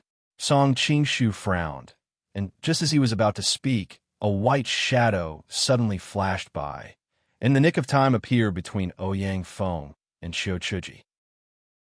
With a wave of his sleeve, he blocked Ouyang Feng's murderous palm, and then a finger pointed towards Ouyang Feng's chest. Ouyang Feng hastily used his palm to block, and as the finger and palm collided, Ouyang Feng's face turned bright red, and he quickly retreated, only stabilizing himself after retreating a distance of 10 feet. All of this happened in the time it takes for a spark to fly off a flint. In the main hall, besides Song Qing-shu and Qiu Qianren, even Qiu Chuji and the others did not clearly see the exchange between the two. They only saw a white shadow flash by, and then Ouyang Feng retreating. As for what happened in between, most of the people in the hall were confused. From Song Qing-shu's point of view, he could see that Ouyang Feng's hands, which were hidden behind his back, were trembling slightly. It was obvious that his injuries were not light, and he couldn't help but curiously look at that person, wanting to know who in this world could injure the Western poison Ouyang Feng in the blink of an eye. That person was very tall and wore a plain white robe. He gave off a heroic aura as he stood there, but it was a pity that he was wearing a mask, making it impossible to see his appearance. One could only tell from his snow-white hair that he was most likely not young. Although he was wearing a mask, at that moment, everyone believed that this person was handsome, valiant, and peerless when he was young. Many thanks for Senior's help. May I ask for Senior's great name? The entire Chuanjin sect will remember it. Qiu Chuji finally regained his composure and hastily cupped his hands. He didn't know why, but when he looked at this person's back, he felt that he had seen him somewhere before. The entire Chuanjin sect will remember it. The white-robed old man was startled, as if he had heard something interesting, and then he shook his head. There is no need. If you can remember Master's teachings and never surrender to the Tartars, if Wang Chongyang's spirit in heaven can see it, he would be very gratified. Hearing him call his master by his name, Qiu Chuji was surprised. Is Senior a friend of my master? The white-robed old man was silent for a long time, and then he faintly sighed. You can say that. Chapter 975. Ouyang Feng had a deep impression of his opponent's kung fu because he had personally experienced it more than once. But that person is clearly dead. Ouyang Feng looked at the other party in bewilderment, feeling a little puzzled. Song Qingshu's expression finally became serious. He could not help but ask, Brother Feng, how are you doing now? Ouyang Feng shook his head slightly. He gritted his teeth and squeezed out a few words. Not so good. Not only was it not good, he could even feel the genuine qi in his body leaking out. If he had not practiced the 9 manual in reverse and changed his acupoints in a hurry, he was afraid that his opponent's finger would have broken his decades of hard work. Solar finger. Ouyang Feng's toad method had been broken by Wang Chongyang's yang finger, and he had practiced hard for many years before he could master it again. How could he not recognize this kung fu? The person in front of him was obviously not Reverend Eating, nor was he one of the monks from the Sky Dragon Temple in Dali. Moreover, neither Reverend Eating nor Zen Master Karon, who had the highest level of the yang finger in the Sky Dragon Temple, could injure him with just one move. So who was this person? The answer is obvious. Although Mr. Ouyang is known as the Western poison in Jianghu, his behavior is worthy of being a grandmaster. He used to be an excellent person. Why did he degrade himself and become the dog of the Jin Kingdom? The white-robed old man said in a low voice. Ouyang Feng's face heated up, and the Jinqi in his body was in a mess. For a moment, he was unable to open his mouth. Song Qingshu then asked, Who are you? Why do you want to be our enemy? Because the other side was acting righteously, it was useless to speak up for Ouyang Feng, so it was better to change the topic. The white-robed old man snorted. It doesn't matter who I am. What matters is that I hate the Jin Kingdom the most in my life. Song Qingshu held his breath and immediately cursed. The old man's heart was in the Chao camp, but his body was in the Han camp. Oh no, his heart was in the Han camp. Of course, the reason could not be explained to others, and Song Qingshu did not want to. The white-robed elder sized him up and said, From your appearance, you should be a high-ranking official of the Jin Kingdom. You flatter me. I am now the minister of the Jin Kingdom and the commander-in-chief. Song Qingshu thought to himself. However, they had to put on a good show. They couldn't let down their spirits. The white-robed old man couldn't help being startled and said angrily, Brat, you really are boasting shamelessly. Do you think this old man is a mountain villager that can be so easily deceived? He had always regarded the Jin Kingdom as an enemy, so he naturally knew the bureaucratic system of the Jin Kingdom. The minister was the head of the political bureau of the Jin Kingdom, while the marshal was the head of the military. No matter which one it was the most honorable and respected person in the Jin Kingdom. Although the man in front of him had a long beard, he was not very old. How could he hold such an important position, let alone the head of the military and the political bureau at the same time? Wouldn't that make the emperor a mere figurehead? Song Qingshu said indifferently. Although you aren't a mountain villager, you don't seem to be very well informed. The white-robed old man was startled. Seeing that none of the Jin people accompanying him revealed any strange expressions, he couldn't help but be surprised and delighted. He then laughed out loud. I can wear out iron shoes in fruitless search, only to find it by chance. This old man has been fighting against the Jin kingdom my entire life. Although I have occasionally had some results, they are generally of no help to the overall situation. I didn't expect to catch such a big fish while half my body is buried in the ground. Song Qing-shu smiled faintly. I'm just afraid that you might have caught a shark and trapped yourself in it. The white-robed old man snorted. This old man wants to see if your hands are as good as your mouth. With an embarrassed expression, Song Qing-shu hugged Tajtish and said, My mouth is only good against women. When it comes to men, her mouth is still better. Most of the people in the hall were cultivators. For a moment, no one understood the hidden meaning in his words. But even so, Tajtish was about to die from embarrassment and could not help but glare fiercely at him. The white-robed old man did not understand either. Just as he was getting impatient, his gaze fell on Xiao Long Nu, who was in Song Qingshu's embrace. He couldn't help but reveal a puzzled expression. How did the successor of the ancient tomb sect get mixed up with the Jin Tartars? Although he did not know Xiao Long Nu, he could recognize her breathing technique at a glance. It was undoubtedly the Jade Maiden Heart Sutra. For a moment, his expression turned ugly. Lin Xiaoying was a peerless beauty in the past. Why would her successor associate with the Jin people? Song Qing-shu smiled slightly. Miss Long and I met by chance. Just now, when I saw the Chuanjin sect's stinky Taoist disciples swarming forward, they bullied a weak woman. Only then did I save her. The white-robed old man carefully sized up Xiao Long Nu and nodded. That's right. She was indeed injured by the Chuanjin martial arts. The white-robed old man carefully sized up Xiao Long Nu and nodded. That's right. She was indeed injured by the Chuanjin sect's martial arts. Immediately, he turned his head to look at the Chuanjin 5 masters. Is what he said true? You all ganged up on her and injured her? The Chuanjin 5 masters looked at each other, embarrassed. Lu Chuxian replied, Senior, because of a momentary misunderstanding, we attacked Miss Long heavily. We are indeed very sorry. The white-robed old man said curiously, Speaking of which, you are also her elders. To deal with a little girl, you need the 5 of you and the help of the other disciples? Hearing the strange tone in his voice, Lu Chuxian did not think too much about it. He subconsciously replied, Miss Long's swordsmanship is superb. In a one-on-one fight, we are far from being her match. At the same time, he revealed a look of shame. The white-robed old man muttered to himself, Lin Xiaoying's successor is unexpectedly so powerful. His tones seemed to be full of annoyance and unwillingness. When these words fell into the Chuanjin 5 masters' ears, they immediately felt that they had lost their master's face. For a moment, they were ashamed. Do you know Ancestor Grandma? Xiao Long Nu opened her eyes wide and asked weakly.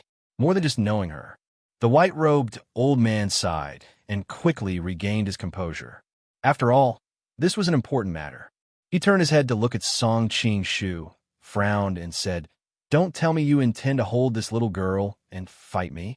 Song Qing-shu knew that his martial arts were powerful and did not dare to be careless. He hurriedly handed Xiao Long Nu to Tajkis and said to her and Pu Cha Chiao Cao, Help me take good care of her. When the 2 women brought Xiao Long Nu to the side, Song Qing-shu began to focus his attention on the white-robed old man. The old man stood there casually, as if he was one with heaven and earth. Song Qing-shu was secretly startled by this sight. By this time, Ouyang Feng had finally sorted out the chaotic internal qi in his body and was able to open his mouth to warn, Brother, be careful. He is. Ouyang Feng immediately stopped talking. He suddenly realized that if he mentioned the name of that person, it would very likely affect Song Qingshu's mentality. After all, that person's name was too resounding and had become a legend in Jianghu. Anyone who met him would first have to lower their imposing manner. Chapter 976. Ouyang Feng wanted to say something, but he did not. This piqued the interest of everyone in the hall. Not to mention the people of the Jin Kingdom. Even the people of the Quanjin sect were curious about the identity of the person who had just arrived. Unfortunately, he did not finish his sentence, which made everyone angry and anxious. Song Qingshu smiled and said, "Brother Feng, you don't have to tell me who he is. Don't worry, it's hard to say who will win this fight." To be able to injure Ouyang Feng in one move, even Zhang Sanfeng could not do so. The only possibility was that the opponent's kung fu could restrain Ouyang Feng. Ouyang Feng's toad skill was very magical, but its only weakness was that it took too long to accumulate power. Therefore, to a certain extent, it was restrained by the solitary yang finger, which was why there was a saying in the martial arts world, "Southern fire conquers Western gold." However, Reverend Eating's cultivation was almost on par with Ouyang Feng's. Even if their kung fu could restrain each other, there was no way he could injure Ouyang Feng in one move. As for the other masters of the solitary yang finger and Dali, the strongest were all in Tianlong Temple.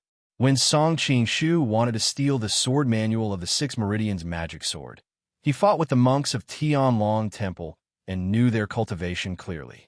No one had the ability to injure Ouyang Feng. In the entire martial arts world, there was only one person who could use the solitary yang finger, and his kung fu was far above Ouyang Feng's. That was the head of the five uniques, Wang Chongyang. Although the martial arts world said that he was long dead, Song Qingshu would not be surprised if the 14 worlds of the book could merge together. Hearing Song Qingshu's words, Ouyang Feng was stunned for a moment, then nodded and said, "Yes, with your current cultivation, you might not be weaker than him." The white-robed old man suddenly became interested. He laughed and said, "I thought you would only boast shamelessly at such a young age. But since Mr. Ouyang also said so, then your martial arts must be extraordinary. This old man would like to see it for himself. How about this? Since you're a junior in the martial arts world, I will let you have 3 moves first." Qiu Chuji hastily reminded him, "Senior, be careful. This person's martial arts are so high that we have never seen anything like it in our lives. His flying sword technique is really unfathomable." Previously, Song Qingshu was able to control more than 10 swords and move freely among the hundreds of Taoists. The impression he left on them was really too shocking. The white-robed old man didn't seem to mind. He placed his hand behind his back and proudly said, "Then this old man really wants to experience it." Song Qingshu was not happy because he could make the first move. Instead, he cursed in his heart. He had read so many novels and movies in his previous life. Whenever someone made the first move, no matter how brilliant the move was, it was just a foil to the other person. He really could not raise this flag. However, he quickly distinguished between reality and the illusory world. Since the other party had allowed him to make the first move, it would be a waste not to take advantage of it. Since that's the case, I won't stand on ceremony. Song Qingshu smiled and raised his hand into the air. The 3 swords that had fallen to the ground suddenly flew up into the air. The tips of the swords trembled slightly as they faced the white-robed old man, constantly emitting the sound of a dragon's roar. The white-robed old man was somewhat moved. There were countless famous swordsmen in Jianghu, but he had never seen someone who could control a sword through the air like this. "I won't take advantage of you. There are 3 swords here. Consider it as me making 3 moves." As soon as Song Qingshu's voice fell, he stretched out his hand and pressed down. The 3 swords, which had been accumulating power for a long time, flew towards the white-robed old man like 3 meteors. "Senior, be careful." The Chuanjin 5 sons exclaimed in unison. The might of this move was enough to make their hearts palpitate. They knew clearly that if they were in the same position as the white-robed old man, they would probably be immobilized under this formidable prowess. The terrifying prowess that came from the sword sound was enough to turn the statues of the 3 pure ones in the main hall into dust, let alone flesh and blood. Tate's expression was complicated. The move that Song Qingshu had revealed was too breathtaking. She had a special identity and had seen countless experts over the years. However, Those who could barely be compared to him were probably only Yang Dingtian back then, Zhang Wuji later on, and the Persian main Altar's Elder Mountain Washan. As for the Precious Tree King and the Wind and Cloud, 3 emissaries, they probably weren't even worthy of carrying his shoes. Pucha Qiucao was completely convinced by Song Qingshu today. She felt that it was fortunate that her brother wasn't here. Otherwise, if he saw this scene and thought about how Tang Quobian had always considered himself to be the Jin Kingdom's #1 expert, he would have to find a hole to hide in. This Tang Quobian was truly shrewd. After keeping a low profile for so many years, he had shocked the world with a single brilliant feat. On the other hand, Xiao Longnu's thoughts were much simpler. She was seriously injured, and her beautiful eyes were half closed. However, this battle was related to her savior, so she braced herself to watch the battle. However, most of the time, she looked away. She shifted her gaze to the white-robed old man and felt extremely puzzled. This person's figure is very familiar.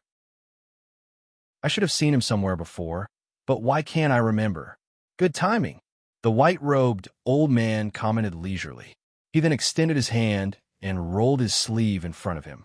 The 3 menacing long swords seemed to be controlled by an irresistible force as they were all withdrawn into his sleeve. Clang, clang, clang, a few crisp sounds could be heard. The white-robed old man shook his sleeve, and the 3 long swords fell to the ground. Everyone looked at the 3 long swords and saw that the previously gleaming swords were now dull and lifeless.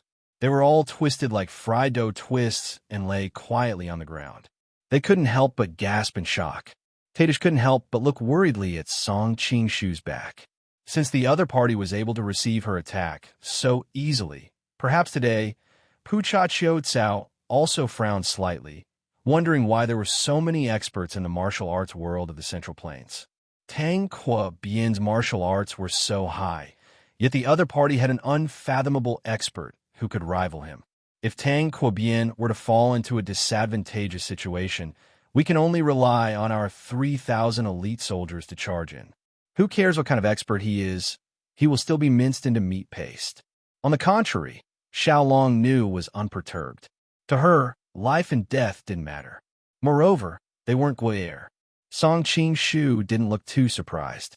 If he guessed correctly, the other party was indeed that person.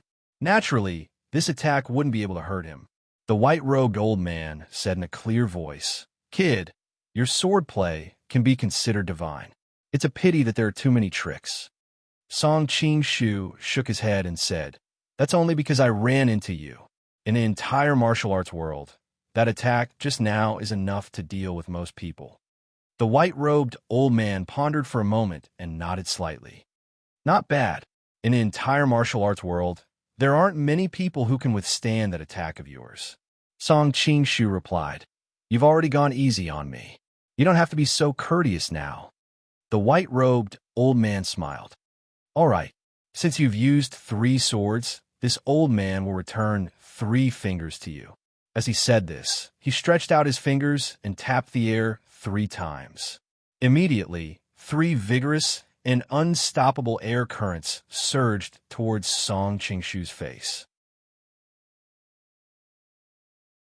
Chapter 977. Genius 1, second remember if you want to go. Because of the fight and the flying swords, there was a hole in the roof. Because of the big fight and the flying swords, there was a hole in the roof of the Sanqing Palace. At this time, there was a wind blowing and a few leaves fell from the roof. They were hit by the finger power of the white-robed old man and turned into dust. Therefore, although the people in the palace couldn't see the trajectory of the finger power, they could tell how powerful it was. Solitary Yang finger. Song Qingshu quickly recognized the martial arts that the opponent used. The solitary Yang finger was mainly used to seal people's acupoints. It was a magical technique that ordinary people couldn't undo. When practiced to a high level, it could hit the acupoints in the air and hurt the enemy invisibly. When practiced to a higher level, the finger power could break the enemy's internal zhenqi. Actually, this was very easy to understand. With the same amount of force, would a palm strike or a finger strike have a larger area of force? The concept of pressure was known in junior high school physics. The palm masters in Jianghu could often use their palm power in the air, but they were often at a disadvantage when they met with a finger power master of the same level. This was because as long as the palm wind was pierced by the finger power, no matter how strong the palm wind was, it would immediately fall apart. Of course, if they didn't hit each other with zhenqi in the air, the effect would be greatly reduced in close combat. After all, the two fingers were much weaker than the palm. Even if the fingers could pierce the opponent's palm, the fingers would still be broken by the palm power. Song Qingshu understood this, so he didn't use his zhenqi to protect his body, nor did he use the 18 dragon subduing palms. Instead, he stretched out his fist and punched the opponent's finger power. The people in the palace saw a layer of crystal light faintly flowing on Song Qingshu's fist. Then there was a loud bang, and the strength spread in all directions, forming a strong whirlwind in the palace. Many Chuanjin disciples who weren't strong enough couldn't even open their eyes. Song Qingshu couldn't help but thank his junior high school physics teacher. Since the palm wind could easily be broken by the finger power, then he should use a thicker fist attack. Compared to the palm wind, a thicker fist would not be so easily broken. The white-robed old man's eyes narrowed and stared at him. Demon fist? Why do you know the martial arts of the 90 manual? Song Qingshu was startled. It must be known that with his current level of martial arts, he almost didn't need to use ready-made moves. Everything was done according to his heart, and he would make corresponding changes according to the actual situation. His punch just now was a combination of wudong, a mei, and even the 18 dragon subduing palms. Even the disciples of wudong and a mei would have a hard time recognizing it. This chapter is not finished. Please continue to the next page. After the changes, the moves would not be the same as any of their sex moves. Of course, if the white-robed old man recognized which moves of wudong and a mei came from, Song Qingshu would not be surprised at all. After all, it was difficult to hide this from a real top master.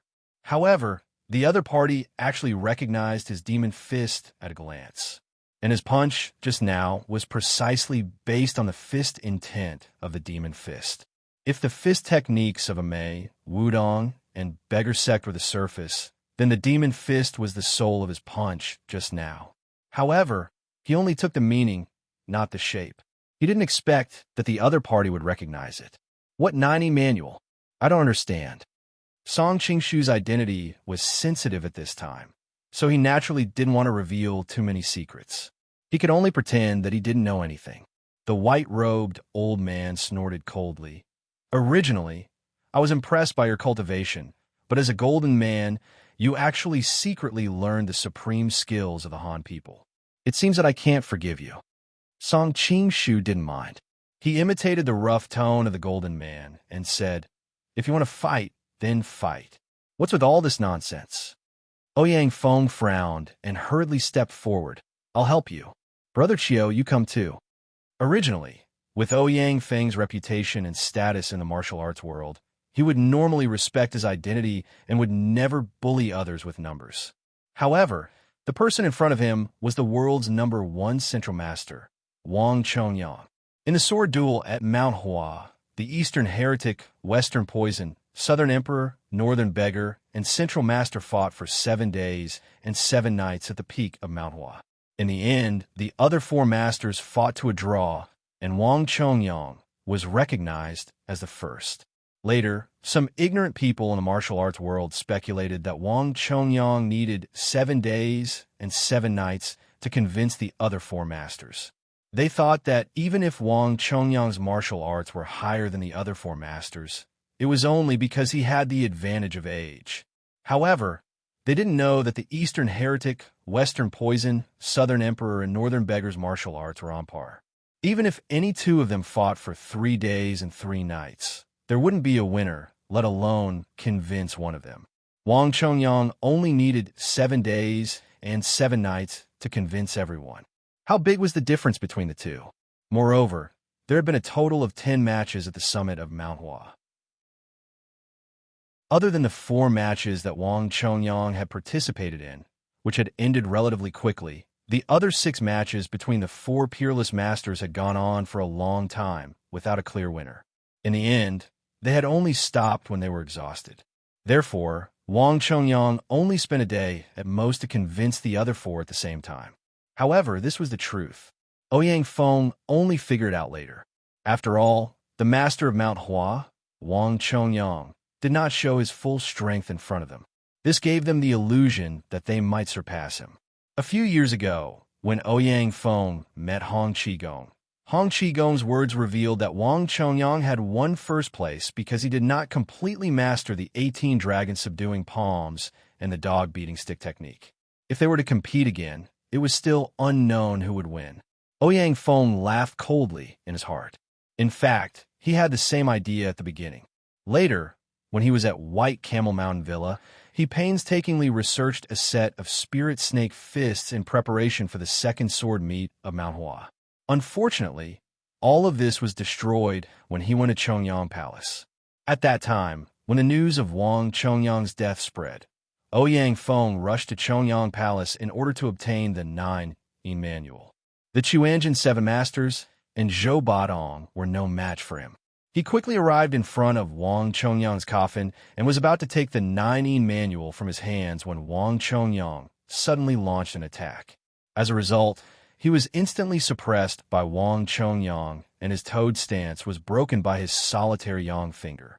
Everyone in Jianghu said that it was because he did not expect Wang Chongyang to fake his death that he was hit. But what kind of person was Ouyang Feng? The Great Western Poison had dominated Jianghu for many years. What schemes had he not seen? At that time, Ouyang Feng had already guessed that there was a trap, but he could not resist the greed in his heart. He also thought that with his martial arts, it would not be difficult for him to protect himself. So in the end, he took the risk and went to Chongyang Palace. When he arrived in front of Wang Chongyang's coffin, it could be said that he was completely on guard. Unfortunately, in front of Wang Chongyang, he did not have the strength to fight back. At that moment, the martial arts that Wang Chongyang had displayed was far beyond what he had displayed during the sword meet of Mount Hua. Only then did Ouyang Feng realize how frightening Wang Chongyang's full strength was. Fortunately, Wang Chongyang had considered them as acquaintances and had not taken his life. He had only broken Ouyang Feng's toad stance, allowing him to preserve his life. Because this matter was too dishonorable, Ouyang Feng never explained it to anyone and allowed the popular opinion of Jianghu to spread. When he heard that Hong Qigong actually thought that he could defeat Wang Chongyang, Ouyang Feng's cold eyes were filled with pity and disdain. In these past years, he was most happy that Wang Chongyang had died early. But who would have thought that he would come back from the dead? Even though Ouyang Feng had been practicing the 9-yin manual these past few years, and his martial arts were not the same as before, but when he thought of the fear of being dominated by Wang Chongyang, Ouyang Feng could only disregard his face and take the initiative to propose that he join forces with Song Qingshu and Qiu Qianren to fight against the enemy. End of this chapter. Chapter 978. Qiu Qianren knew that Ouyang Feng had always been proud and arrogant. Seeing that Ouyang Feng had volunteered to fight together, Qiu Qianren was bewildered. However, he chose to trust Ouyang Feng's judgment and cooperated with Ouyang Feng. Together with Song Qingshu, they surrounded Wang Chongyang.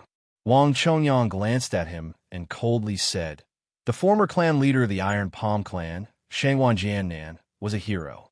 He spent his whole life fighting against the Genes, but in the end, his successor became a dog of the Genes. Fine, I'll help Shangwan Jiannan clean up his house today." Qiu Qianren was, after all, a member of the royal family. Hearing this, he was furious. "Aren't you afraid that the wind will cut your tongue?" Wang Chongyang coldly snorted. When Qiu Qianren heard this, his heart trembled. Qiu Qianren only saw a blur in front of him. In the blink of an eye, Wang Chongyang had already appeared in front of him. In such a hurry, he had no time to react. "Your opponent is me. There is no need to find trouble with others." In the nick of time, Song Qingshu appeared between the two and blocked Wang Chongyang's attack. He pulled Qiu Qianren back several feet. Wang Chongyang did not chase after them. Instead, he looked at Song Qing-shu with surprise. I thought your martial arts were enough to surprise me. Who knew that your Qinggong was even better? Your Qinggong is not bad either. Song Qing-shu smiled and used a gentle force to push Qiu Qianren to Ouyang Feng's side. The two of you can watch from the side. I will deal with this person. Only then did Qiu Qianren react. Recalling everything that happened in the blink of an eye, his face could not help but turn pale. He did not know where this old man in white came from. That moment of pressure actually made him unable to move. However, he had also underestimated his opponent. If he were to fight him again, although he would still lose in the end, it would not be as ugly as before. Of course, if he had a choice, he would not want to face that person again. Brother, Ouyang Feng wanted to say something, but hesitated. It was obvious that he was not optimistic about Song Qing-shu. Song Qing-shu shook his head and said, Brother Feng, don't worry. I know who he is. I will be careful. Ouyang Feng's eyes revealed a trace of surprise. He was worried that Song Qing-shu would be afraid after hearing Wang Chongyang's name. But now he saw that there was not a trace of emotion on his body, and he was actually so confident in facing Wang Chongyang. Ouyang Feng knew that Song Qing-shu was not an arrogant person. Since he said that, he must have some confidence in himself. It seemed like there would be a fierce battle. For a moment, Ouyang Feng couldn't help but be curious. Since the last time on Divine Dragon Island, he had never seen Song Qing-shu use his full strength. Maybe he could find out the truth this time. Wang Chongyang said curiously, This kid is really confident. Song Qing-shu smiled and said, Young people are indeed bold. Wang Chongyang nodded his head and said, That's right. Actually, your temperament is quite to my liking. It's a pity that you are a Gene man and have a shocking ability. If you are left in this world, it will be a great disaster for the millions of Han people. So I will not be lenient. You must be careful. Song Qing-shu stretched out his hand, and a long sword appeared in his hand. Against an expert of this level, it was unwise to waste energy controlling a flying sword. He must cherish every bit of energy. I have not used a sword for many years. Wang Chongyang pulled out a long sword that was stuck on a nearby pillar. Looking at the two words Chongyang carved on the sword, his eyes were full of memories. But your martial arts are very powerful. If I do not use a sword, I am afraid it will be very difficult to kill you. Song Qing-shu smiled bitterly and said, Should I be proud or regretful? Wang Chongyang said proudly, There are only a few people in this world who can force me to draw my sword. You are young. Of course you should be proud. Song Qing-shu replied, There are only a few people in this world who can force me to draw my sword. You are young. Of course you should be proud. Wang Chongyang was slightly startled, then laughed and said, Interesting, really interesting. Take this. Halfway through his laughter, Wang Chongyang had already brandished his sword and stabbed towards Song Qing-shu. If this was an ordinary Jianghu competition, with his status, he would not attack so quickly. Unfortunately, this competition was related to the struggle between the Jin and the Han. In his life, he hated the Jin people the most. In addition, Song Qing-shu's martial arts were a level higher than those of the Four Masters. For the sake of the ideals in his heart, he did not care about his personal reputation. Although Song Qing-shu had been talking to him, he did not relax for even a moment. Seeing him draw his sword, he quickly swung his sword to meet it. In the blink of an eye, the two had exchanged several moves.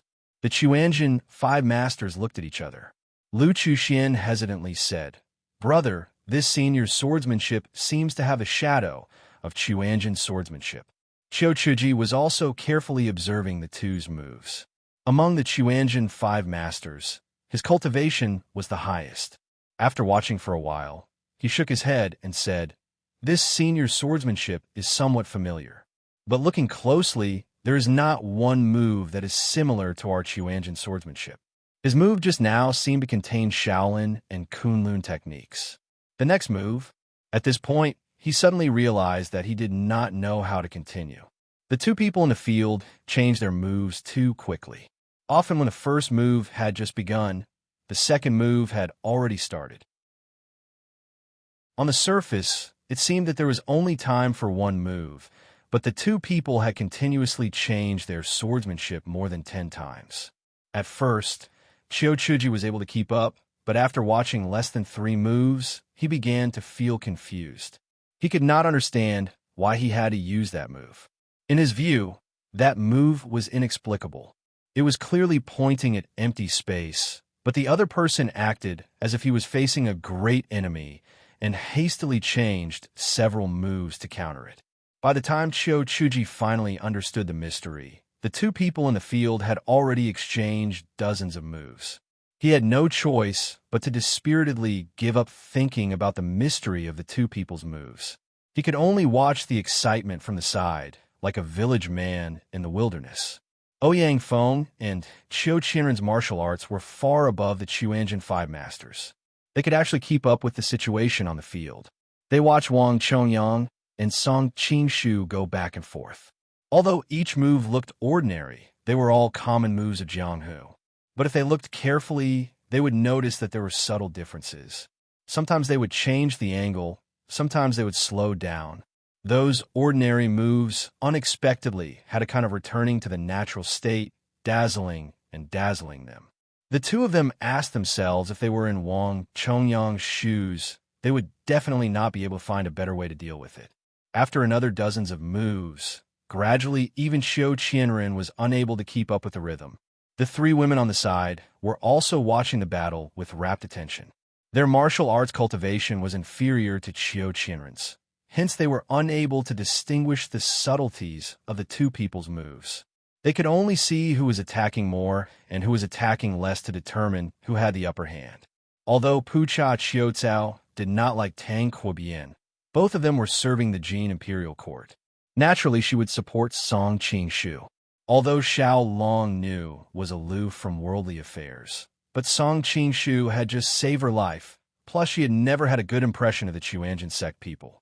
Therefore, she silently cheered Song Qingshu on. But she was seriously injured, plus the speed of the two people's movements and evasive maneuvers. She only watched for a while before she felt dizzy and nauseous. She closed her eyes and leaned her head on Tashtish's shoulder. Tashtish hugged Xiao Longnu's soft body. Although she was a woman, she could not help but feel her heart flutter.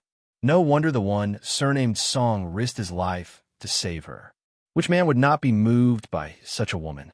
Although her martial arts were inferior to Ouyang Feng and Qiu Qianren, she was still the saintess of the Ming dynasty, the leader of the 4 great guardian kings. Just by observing, she could tell who had the upper hand. In the beginning, the white-robed old man attacked first. Song Qingshu would often defend for 7 or 8 moves before he could return 1 or 2 moves. Although he was at a disadvantage, he did not lose his composure. After a while, Song Qingshu was gradually able to return 3 or 4 moves out of 10. Another dozen moves later, out of 10 moves, Song Qingshu was the one attacking, while the white-robed old man was gradually on the defensive. Ouyang Feng watched with a strange expression, thinking that Wang Chongyang was going to lose his front hooves today. Of all the things he wanted to compete with, he just had to compete with Song Qingshu in swordsmanship. Ever since Ouyang Feng became acquainted with Song Qingshu, he had never seen anyone whose attainments in swordsmanship surpassed his own. Wang Chongyang was obviously aware that he was at a disadvantage. After a few quick attacks, he took the opportunity to jump out of the battle. He stared at him in a daze. "You are from the Five Mountain Sword Sect?" "No, the Five Mountain Sword Sect does not have such attainments in swordsmanship." Have you met Duguqiubai before?" Song Qingshu's heart skipped a beat. Why did it sound like Wang Chongyang knew Duguqiubai? "By chance, I once went to Senior Dugu's sword tomb." Song Qingshu answered. Wang Chongyang immediately felt relieved. "No wonder your sword moves contained Duguqiubai's sword will." Song Qingshu couldn't help but recall that when he traveled around the world, he tried to take advantage of the advantage of being a time traveler to plunder those legendary weapons. Duguqiubai's sword tomb was one of them. Unfortunately, the dark iron heavy sword had already been taken away by Yanghua when he went there. In order not to return empty-handed, he took the wooden sword from the tomb. At that time, he was quite upset because he felt that he didn't gain anything. But as his cultivation improved, he realized that the biggest treasure in the sword tomb was neither the divine eagle nor the dark iron-heavy sword, but the words carved by Dugu Chiobai on the cliff wall. I have traveled to Jianghu for more than 30 years. I have killed all my enemies and defeated all heroes. There is no one in the world who can stand up to me. I have no choice but to live in seclusion in the deep valley and befriend the eagle. Alas, I have sought for a worthy opponent all my life, but I couldn't find one. I'm truly lonely and embarrassed. The sword demon, Dugu Chiobai. Those who were not powerful enough could only read about Dugu Chiobai's arrogant and cool life from these words. Even those who were not powerful enough to understand swordsmanship couldn't read anything. But when Song Qingshu's cultivation improved and his understanding of swordsmanship reached the state of returning to the original, when he tried to recall the words on the cliff wall, all he could see was the sword well left by Dugu Chiobai. Since you have inherited Dugu Chiobai's sword will, I am no match for you in terms of swordsmanship, Wang Chongyang admitted calmly. But you have to be careful with the next move. He stepped on the Big Dipper and circled around Song Qingshu in a very mysterious way. The people in the hall only saw a blur before they suddenly realized that he had turned into 7 figures, vaguely surrounding Song Qingshu.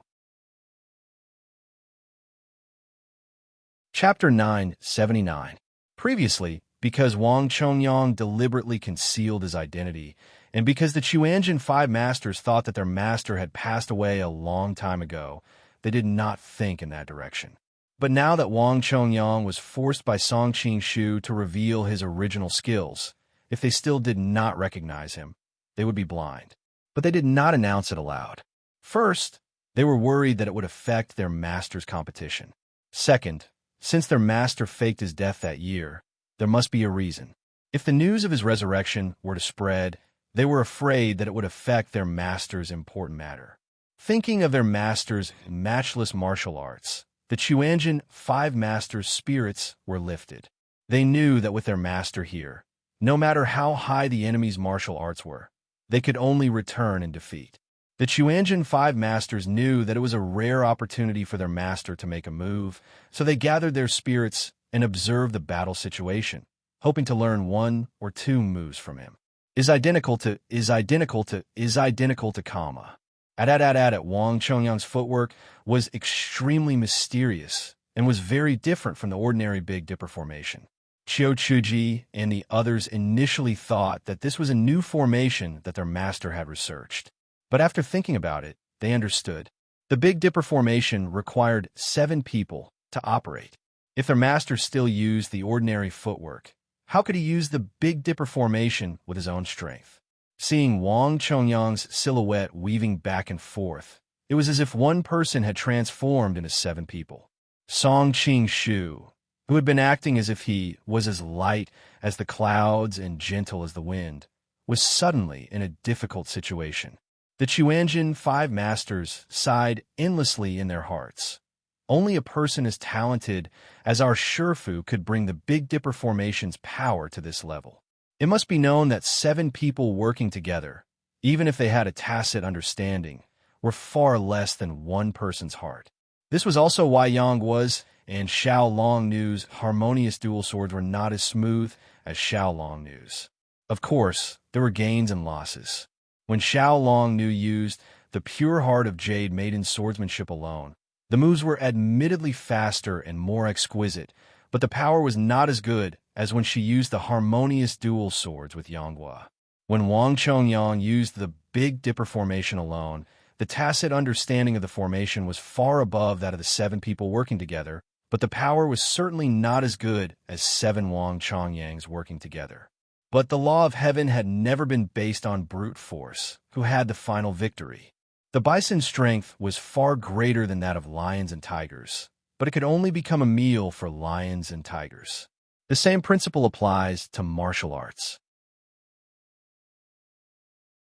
But with Ouyang Feng's martial arts, he could naturally feel that the 7 afterimages were not illusions, but real. In other words, there were 7 Wang Chongyangs attacking Song Qingshu together. What level was Wang Chongyang at? He was the head of the 5 uniques of the Central Plains, and even in the entire world, he was one of the top 3 existences. With 7 Wang Chongyangs working together, Ouyang Feng really couldn't think of anyone in the world who could fight against them. He thought that if he was in the same position as Song Qingshu, he would have been completely defeated, but Song Qingshu was able to hold on until now. Moreover, he was only in a sorry state and didn't show any obvious signs of defeat. Ouyang Feng's admiration for him increased by 30%. Inside the formation, Song Qingshu was like a small boat persevering in the raging waves of the sea. He was clear that if he continued fighting like this, he would definitely lose.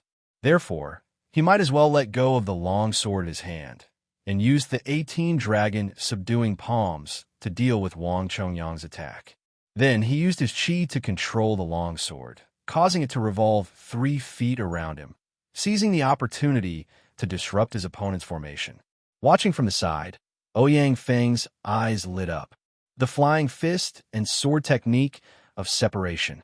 Back then, when Song Qingshu's martial arts was inferior to his, he relied on this move to make him flustered. With a soft groan, Xiaolong Nu woke up from her semi-conscious state. Tajtish hastily apologized to her. "My apologies, I accidentally pinched you earlier." It turned out that when she was watching the battle, she saw that Song Qingshu was gradually falling into a disadvantageous position. She was so nervous that her palms were soaked with sweat. When she saw Song Qingshu suddenly using this move to turn the tide, she was so agitated that her hands subconsciously moved, but she forgot that Xiaolong Nu was still in her embrace.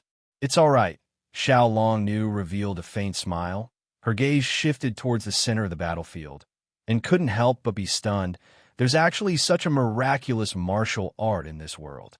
Tajtish thought that she was praising Song Qingshu's sword technique of separation, and couldn't help but have a better impression of her. However, she didn't know that Xiaolong Nu was praising both of them at the same time. In comparison, it was Wang Chongyang's Big Dipper formation that made her gasp in admiration. "This move of yours is truly miraculous." After Wang Chongyang's initial fluster, he quickly adapted to the situation. Finding an opportunity, he flicked his sword at the flying swords that were flying in all directions. Wang Chongyang's martial arts were exceptional, and Song Qingshu no longer had the strength to control the flying sword.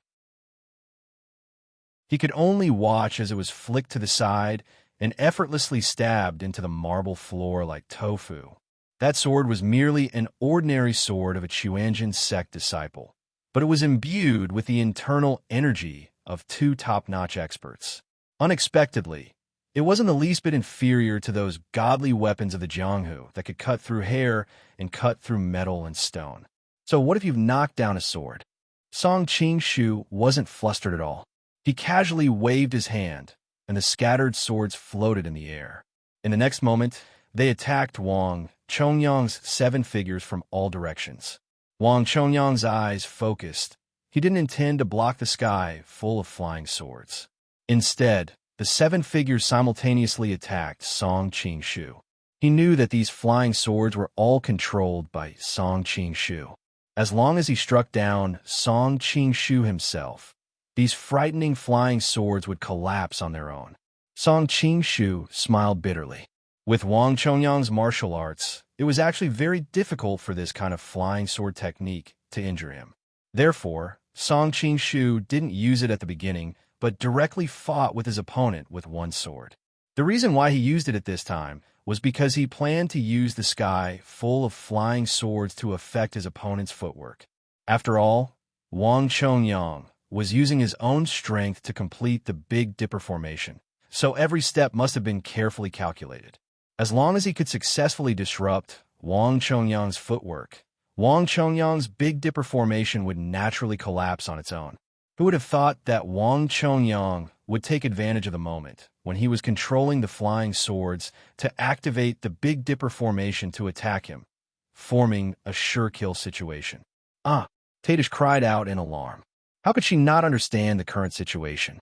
Although the sky full of flying swords was about to land on Wang Chongyang, Wang Chongyang's 7 figures had already sealed off all of Song Qingshu's escape routes, leaving him with nowhere to run. Once Song Qingshu was subdued, the sky full of flying swords would become kites with their strings cut. How would they be of any threat? Although Xiao Longnu's spirit was dispirited, she similarly looked at Song Qingshu with a nervous expression. She didn't know why, but even though she had never seen that bearded man before, she could feel a trace of familiarity from him. Moreover, he had just saved her life. Although Pu Cha Qiucao didn't make a sound, her trembling body had already revealed her true feelings. She constantly looked at the Grand Hall's entrance, wondering why the 3,000 elite troops at the foot of the mountain had yet to arrive. Once this matter is over, I will definitely punish that deputy general severely. Ouyang Feng clenched his fists tightly, accumulating the power of the toad stance. He knew that once Song Qingshu was defeated, given the grudge between him and the Chuanjin sect, he would definitely not have a good ending. He planned to disregard the principles of the pugilistic world and join in the battle to lend a helping hand to Song Qingshu. Unfortunately, Wang Chongyang's Big Dipper formation was too tight, and he couldn't find any opportunity to intervene. He could only wait for the moment the outcome of the battle to be decided, and then suddenly attack. Even if Wang Chongyang's martial arts were higher than his, if he defeated Song Qingshu, his vitality would definitely be greatly injured. Ouyang Feng's attack should have a 50% chance of success. Among the 7 shadows, some used the Chuanjin swordsmanship, some used the 3 flowers gathering above palm, some used the heart-destroying palm, some used the great subduing devil fist, some used the 9-in white bone claw, some used the white python whip technique with their legs, and some used the Xiantian skill to use the solitary yang finger. At this moment, even if Song Qingshu had 3 heads and 6 arms, he wouldn't be able to completely defend himself. With Wang Chongyang's strength, if he was hit by any one of the figures, even if he didn't die, he would be gravely injured. Tashtish's expression changed. She pushed Xiao Longnu into Pu Cha Qiucao's embrace, then picked up a long sword and rushed over. The north wind blows, the autumn wind is cold. Whose wife will stay in an empty house? If there's trouble, I'll help. I live next door. My surname is Wang. However, Wang Baoqiang's Weibo tells everyone that old Wang is also afraid of old Song next door. Some people say that I'm a god of prophecy. In the novel's plot, Song Qingshu was about to put a hat on Wang Chongyang's head. In the end, in real life, someone with the surname Song really put a hat on someone with the surname Wang. Song Qingshu expressed that he was just an innocent bystander. All right, the joke is over. Let's get back to the main topic. There are some things that I still want to talk about. Why do so many people like to read novels nowadays? It's because novels can satisfy the reader's desires that they can't satisfy in real life. Readers have different desires, so they like different kinds of books. Some people like to live forever and transcend life and death, so they like immortal cultivation novels. Some like hot-blooded battles and treasures, so they like fantasy novels. Some like cough cough, so they like to read this novel. Everyone has 7 emotions and 6 desires. There's nothing shameful about it. However, the reason why humans are different from Song Qingshu, oh no, wrong, it should be animals, is because humans have a sense of propriety, justice, integrity, and morality. Student Little Song can NTR in all sorts of ways, but this is ultimately a novel. In real life, everyone has to make a choice between desire and responsibility. It's a pity that some people choose desire, so they have to bear the disdain of the entire society. Finally, I hope that the readers of this novel are all experienced drivers with correct values. Chapter 980. At the same time Tadish charged over, Ouyang Feng's toting stance had reached its peak. Just as he was about to make his move, he suddenly froze. Tadish wasn't sure why she would disregard her own safety and charge forward. Could it be that she had fallen in love with this young man? Her entire body shuddered as she immediately rejected this conjecture. After much deliberation, she could only attribute it to her heavy investment in Song Qingshu. Even though it was passive, He was indeed a thigh she could rely on. Perhaps she and Xiao Zhao would have to rely on him to deal with revered Ming in the future. Therefore, I must not let him die now. Otherwise, wouldn't all my sacrifices be in vain? Tadish clenched her teeth as she brandished her long sword and charged in. Even though she couldn't discern who was who, she believed that no matter how hard she tried, she would still be able to affect the white-robed elder. With that, Song Qingshu would have the opportunity to turn defeat into victory. However, when she neared the battlefield, she immediately realized that she was wrong. Moreover, she was exceedingly wrong. The martial prowess of the two individuals was so high that the repercussions of their moves had already permeated a radius of one zhang.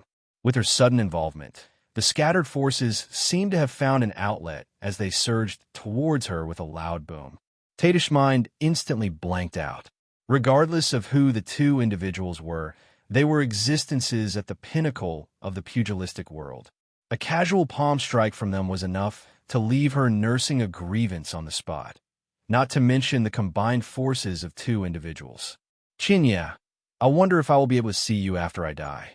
At this moment, Tadish's mind was exceptionally clear. She suddenly realized that if she were to really meet her husband, how would she explain her loss of chastity to him? Furthermore, if he were to ask about the cause of her death, could she possibly tell him that it was to save that adulterer? Just as Tadish was swaying between gains and losses, a gentle force suddenly came from her waist as she fell into a warm embrace. Elder sister risked her life to save me. Little brother will definitely repay this kindness with all his might until the day he dies. A familiar voice drifted into her ears, causing Tadish's charming face to flush red. How could she not recognize that it was Song Qingshu's voice? What made her feel even more ashamed and resentful was that the other party's words reminded her of that night when they were intimate. Back then, she was tormented for an entire night and couldn't help but hug him and call him little brother. This incident caused her to be incomparably vexed after she woke up. Wang Chongyang did not take their flirting to heart. Instead, he was thinking about how they were going to escape from this deadly trap. One had to know that he had completely sealed off all his escape routes and was very confident in his heart. Who would have thought that he would escape just like that? Recalling the entire process, Wang Chongyang still had no clue. On the contrary, the flying swords controlled by Song Qingshu were about to touch his body. As the seven figures converged into one, Wang Chongyang pressed his palms against the void. His perfected Xiantian art. Inner force gushed out, instantly shattering the flying swords in the air. How did you escape from my Big Dipper, Heavenly Dipper formation? Wang Chongyang did not continue his attack and asked with his hands clasped behind his back.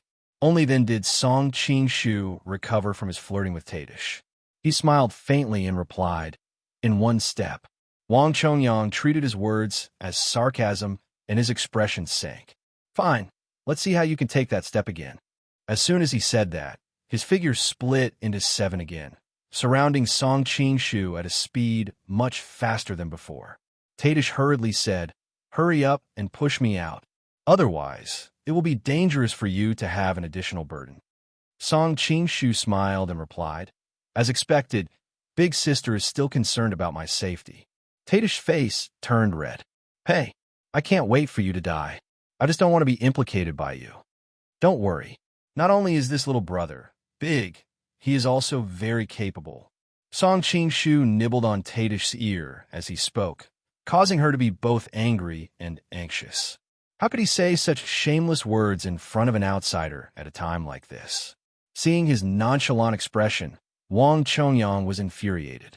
"Do you really think I won't dare to kill you?" However, Wang Chongyang was a grandmaster after all. Seeing that Song Qingshu was carrying a woman in his arms, he still held back a little. Even so, the seven figures once again sealed off the other party's escape route. With a faint smile, Song Qingshu tightened his grip on Tadish's soft and well-rounded body. He then lifted his leg and lightly took a step to the side. Wang Chongyang was stunned to discover that the other party had once again jumped out of his formation and was vaguely standing at the position of the North Star.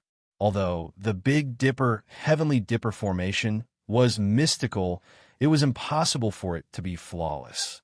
The position of the North Star was the formation's biggest flaw. If the enemy occupied the position of a North Star, they would be able to control the Big Dipper formation and restrict its movements. However, allowing the position of the North Star to be occupied was a mistake made by beginner formation disciples. If it were the Chuanjin Seven Masters, they would never allow the enemy to occupy the position of the North Star so easily, let alone the creator of this formation, Wang Chongyang, whose martial arts cultivation was 100 times higher than the Chuanjin Seven Masters. Wang Chongyang naturally understood the importance of the position of the North Star. Therefore, he was extremely careful when deploying the formation. If the other party had tried to seize the position of the North Star, he had already prepared dozens of countermeasures to incessantly attack the enemy. However, despite all his precautions, the enemy still appeared at the position of the North Star. Wang Chongyang did not believe it. He immediately changed the formation and attacked again. This time, he did not hold back, and his movements were even faster than before. He saw that Song Qing-shu, with Tadish in his arms, took a step to the side and once again appeared at the position of a North Star. How is this possible? Not to mention Wang Chongyang.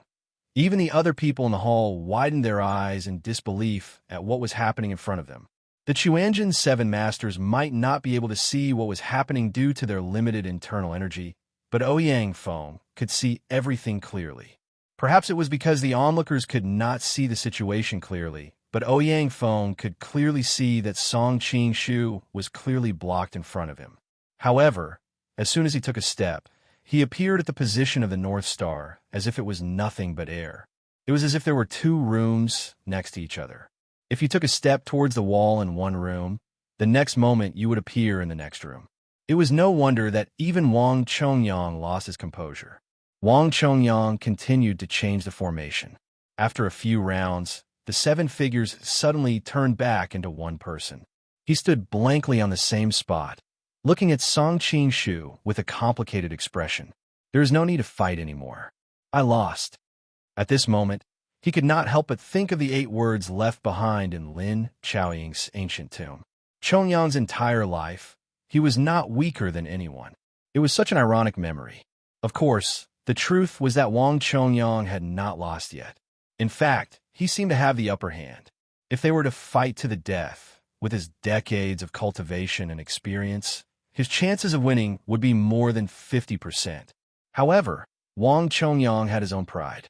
Previously, he was at a disadvantage in the sword fight, and the Big Dipper formation that he was so proud of was easily broken. Most importantly, he could not see how the enemy did it. If he still continued to pester Wang Chongyang at this stage, he would be at a disadvantage. You let me win. You let me win. Song Qing-shu cupped his hands and sighed in relief.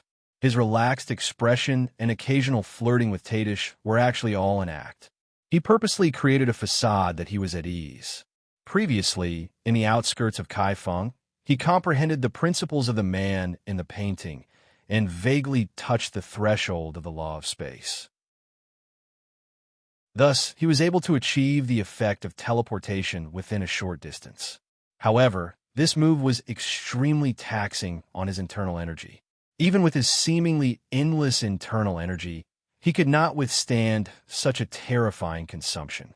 If he were to really fight with Wang Chongyang, he would definitely be the first to collapse. It's time to think of a flashy name for this move.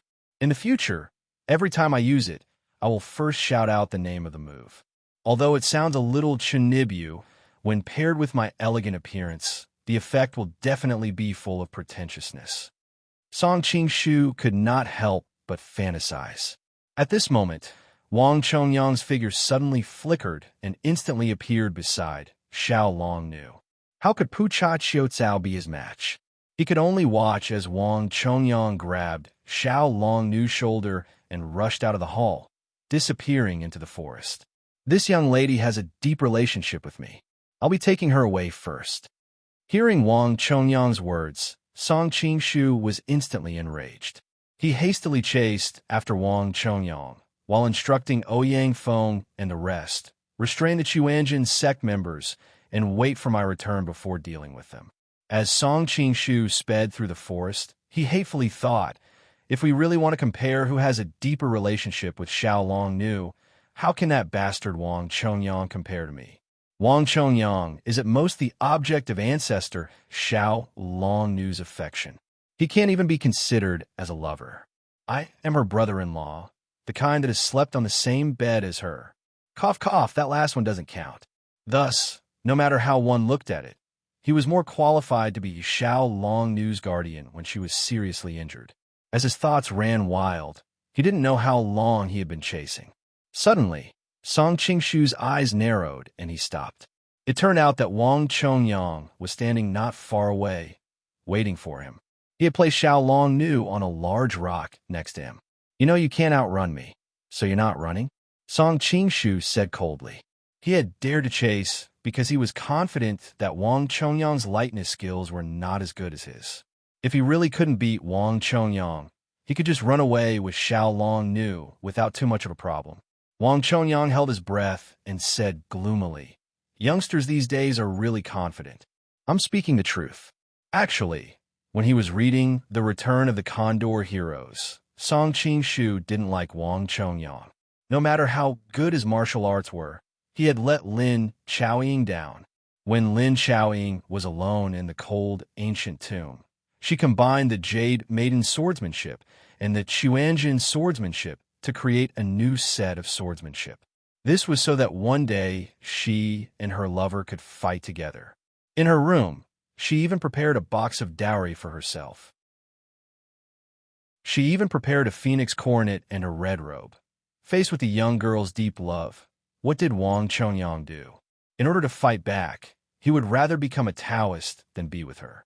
In the end, after Lin Chaoying died, he snuck into the ancient tomb and saw that the Jade Maiden Heart Sutra countered Chuanjin's martial arts. He actually used the 9-yin manual to break the Jade Maiden Heart Sutra and carved the method to break it on the stone coffin to humiliate the descendants of the ancient tomb. He even left behind a sentence, Chongyang will not be weaker than anyone in his life. This was really inexplicable. In his previous life, this kind of man was publicly known as a scumbag, a proper scumbag. In addition, he suddenly kidnapped Xiao Long Nu, so Song Qingshu was too lazy to be courteous with him. Seeing the latest development of the cheating case, there was new news that Mr. Ma had moved all of Wang's cash and had taken his 2 children abroad. Damn, what kind of world is this? Old Wang, I hope this is not true. Speaking of which, I also found a coincidence. In history, Wang Chongyang's real name was Wang Zhe. In the plot, he just happened to meet Song Qingshu. Chapter 981. Wang Chongyang's face was also gloomy. He was the world's #1, even though many top masters did not come to the sword tournament of Mount Hua. Today, he was defeated in front of a junior. More importantly, he had lost just now, so he did not have the confidence to refute. Luckily, after years of cultivation, Wang Chongyang's temper was much better than it was decades ago. Otherwise, with his competitive temper, he would definitely compete with his opponent again. Wang Chongyang coughed twice and directly took off the mask on his face, revealing a thin face. Even if he didn't like him, Song Qing had to admit that even though he was so old, he still had a heroic spirit between his brows, causing others to be unable to help but arouse the feeling of a sage-like and aloof immortal. Plus or minus, plus or minus, plus or minus is identical to, greater than over equal to. Plus, no wonder Lin Chaoying was so infatuated with him back then. He must have been a handsome Prince Charming when he was young. Song Qing couldn't help but criticize silently. Xiao Long Nu, who was leaning against a big rock, looked at him carefully and exclaimed, "You look like Wang Chongyang." Every disciple of the ancient tomb would spit at Wang Chongyang's portrait when they entered. Even though it was only his back, there was a portrait of him in the main hall of Chongyang Palace. Xiao Long Nu had been in and out of Chongyang Palace so many times. How could she not recognize him? She was pure and did not care about his reputation. Plus, the descendants of the ancient tomb had never liked Wang Chongyang, so they called him by his name. Wang Chongyang was also taken aback, but he immediately smiled and said, "Yes, I am Wang Chongyang. Are you dead?" Xiao Longnu looked at him. In her heart, Wang Chongyang, an ancestor grandma, were of the same generation. She had always thought he was dead, but now he appeared in front of her, alive and well. It would be strange if she did not find it strange. Wang Chongyang did not mind. It's a long story. Then he looked at Song Qing and said, "I have been waiting for you here." "Waiting for me?" Song Qing was secretly on guard. He knew that Wang Chongyang hated the Golden Men. If Wang Chongyang really came to kill him, it would be a waste. Noticing Song Qing's reaction, Wang Chongyang frowned. "Don't worry, I am not going to kill you." "Then what do you want?" Song Qing did not let his guard down. After all, he only had one life, and the person in front of him had the ability to threaten his safety. Wang Chongyang did not answer directly. Instead, he looked at his face impatiently and said, "I've already taken off my mask. Why don't you dare to show your true face?" Song Qing was stunned. "You know who I am?" He prided himself on the fact that his disguise technique had reached the pinnacle of perfection. If it wasn't for the fact that he knew beforehand, there was no way he wouldn't be able to see through it. Wang Chongyang nodded and said, "I didn't see it at first, but then I thought about it. I have fought with all the masters of the Jin Kingdom in the past, and none of them had such good kung fu as you. It's even more impossible for them to have such an outstanding disciple like you. Moreover, your kung fu is a combination of both Buddhism and Taoism. The Buddhism does not originate from the Shaolin Temple, but from the Tibetan esoteric sect, which is completely different from the Jin Kingdom." Song Qing was full of admiration. Wang Chongyang was indeed Wang Chongyang. In such a short time, he had already figured out the origin of Song Qing's kung fu. Most people only knew that he knew Taoist kung fu. Except for those who were very close to him, no one knew that he had learned Tibetan esoteric sect kung fu. But it's still difficult to determine my identity, Song Qing said in a deep voice.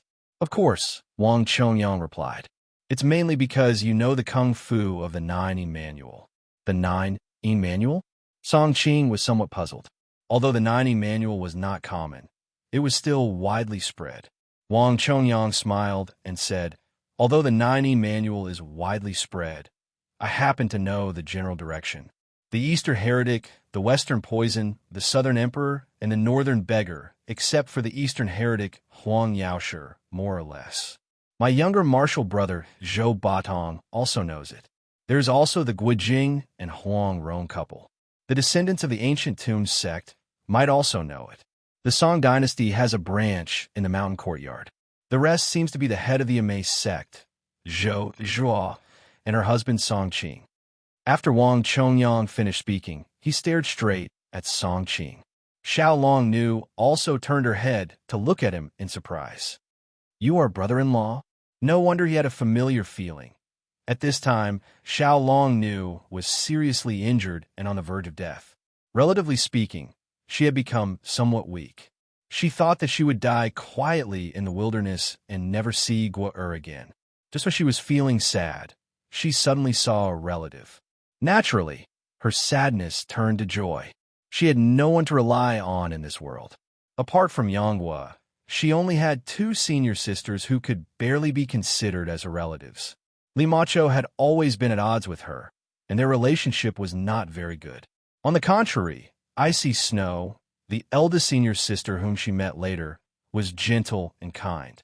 Although they did not spend much time together, Xiao Longnu was very close to her. Moreover, when Song Qing stood up for her in the inn, he helped her fend off the Mongolian masters and killed Zhao Zijing. Therefore, Xiao Longnu had a very good impression of this brother-in-law of hers. Being stared at by Xiao Longnu's clear eyes, Song Qing could not bear to hide it from her anymore. He took off his mask and smiled at her. "Junior sister, long time no see." Seeing the handsome face in front of her, Xiao Longnu couldn't help but blush. Her mind couldn't help but recall the scene of him fooling around with her eldest martial sister that night, especially when he was holding her hand. It was as if she could still feel the heat from his palm. "Junior sister, you're also from the ancient Tomb sect." This time, it was Wang Chongyang's turn to be confused. At the same time, his face also turned ugly. Back then, he had fought with Lin Chaoying for a lifetime, but in the end, he couldn't even defeat her successor. How could he hide his old face? Song Qing shook his head. I am not from the ancient tomb sect, but I have some connections with the ancient tomb sect. Wang Chongyang finally understood.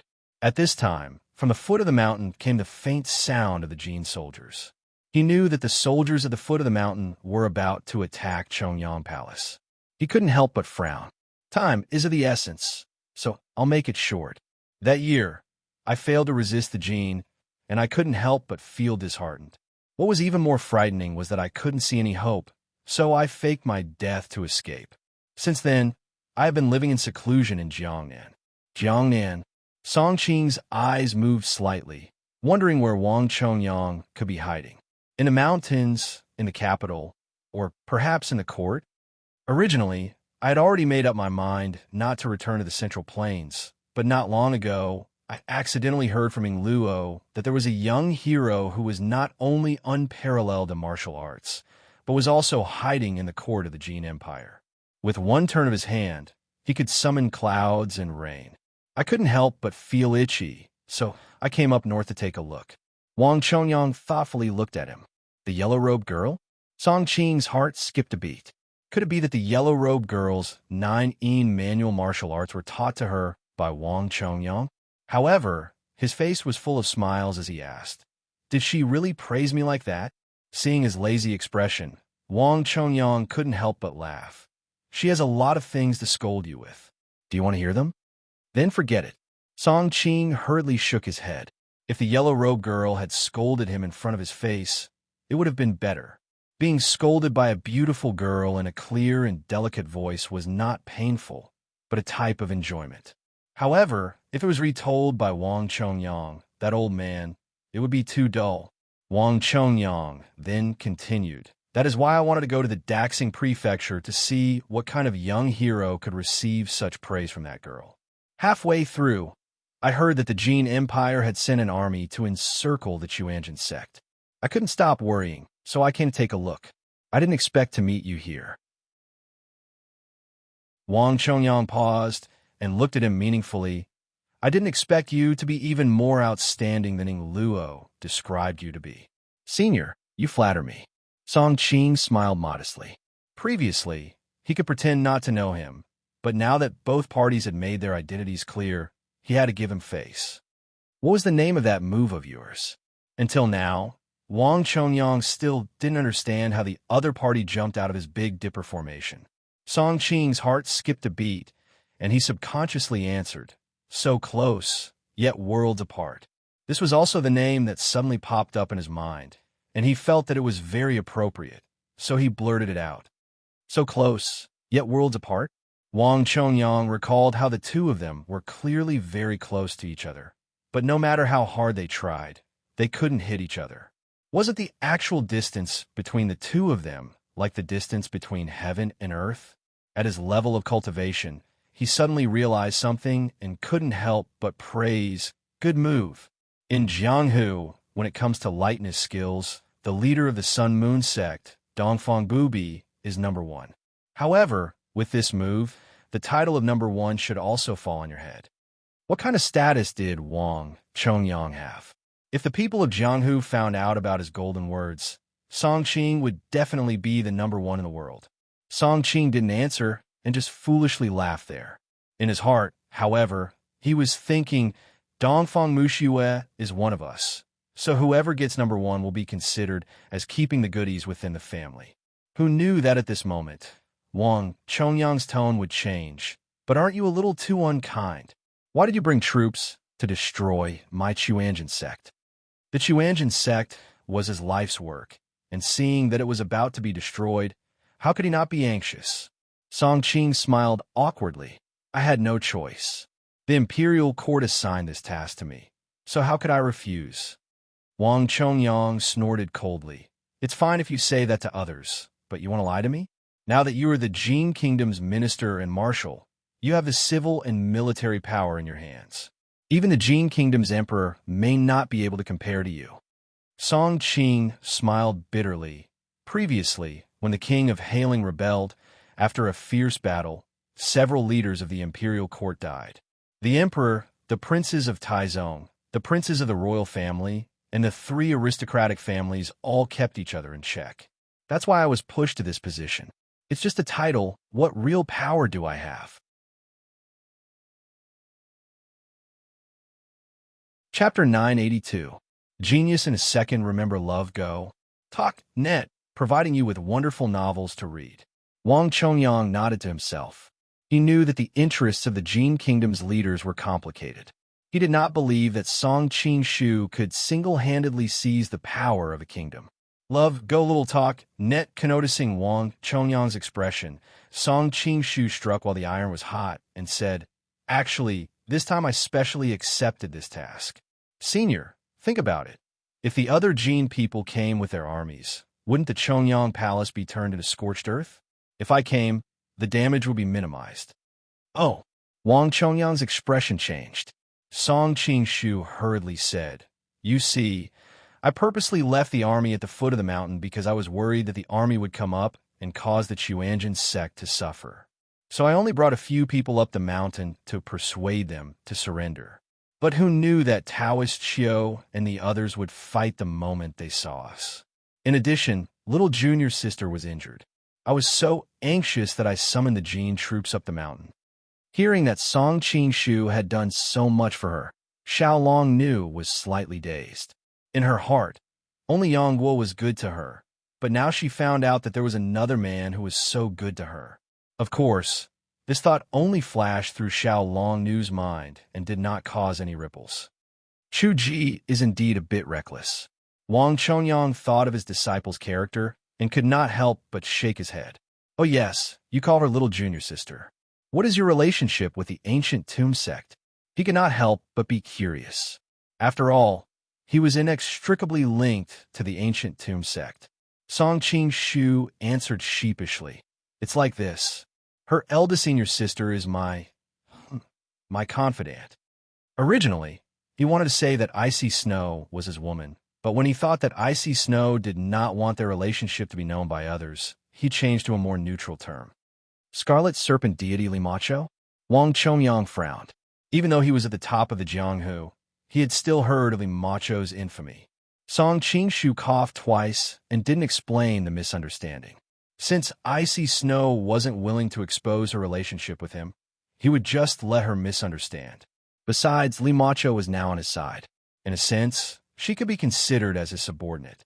However, what Wang Chongyang said next almost choked him to death. "Isn't your wife Zhou Zhuruo the head of the Amei faction?" Song Qing-shu blushed and didn't know how to respond. Wang Chongyang immediately came to his senses and scolded with a smile. "No wonder that lass Ing Luo scolded you like that."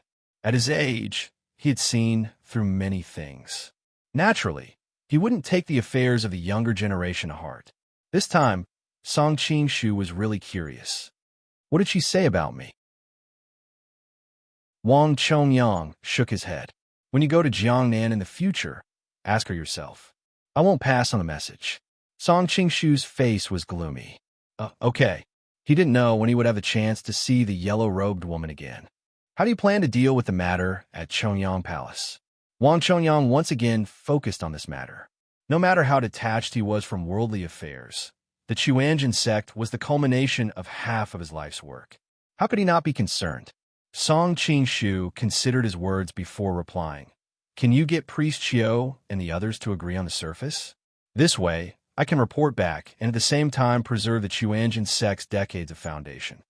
"No," Wang Chongyang flatly refused. "The Chuanjin sect's aim is to resist the Jurchen Tartars and save the people from disaster. How can we bend our knees to the Jin imperial court?" Song Qing-shu smiled bitterly. "But now, the 3,000 elite soldiers of the Jin have killed their way up the mountain. I have no reason to stop them. Once the battle starts, it will be a mutual destruction." Wang Chongyang coldly replied. "The Chuanjin disciples sacrifice their lives for the ideals in their hearts, even if they die honorably." Song Qing-shu couldn't help but admire the man in front of him. He may have some shortcomings, But when it comes to resisting the invasion of the foreign tribes, there was nothing to criticize. Song Qingshu thought for a while and said, "May I ask, Senior, is the restoration of the Han people more important, or is the reputation of the Chuanjin sect more important?"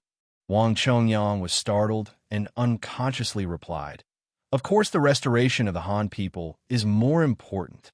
If the Chuanjin sect were to be completely wiped out today, would it be beneficial to the restoration of the Han people?" Song Qingshu continued to ask. This, Wang Chongyang immediately fell silent. Song Qingshu sighed. "The greatest courage in this world is not to die for a cause, but to die for a cause and live humbly.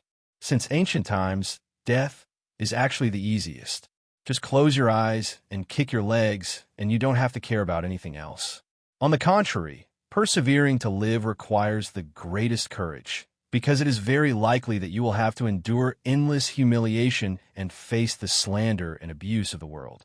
Now that the Chuanjin sect has chosen to die rather than submit, what else can it do other than leave behind a useless reputation?"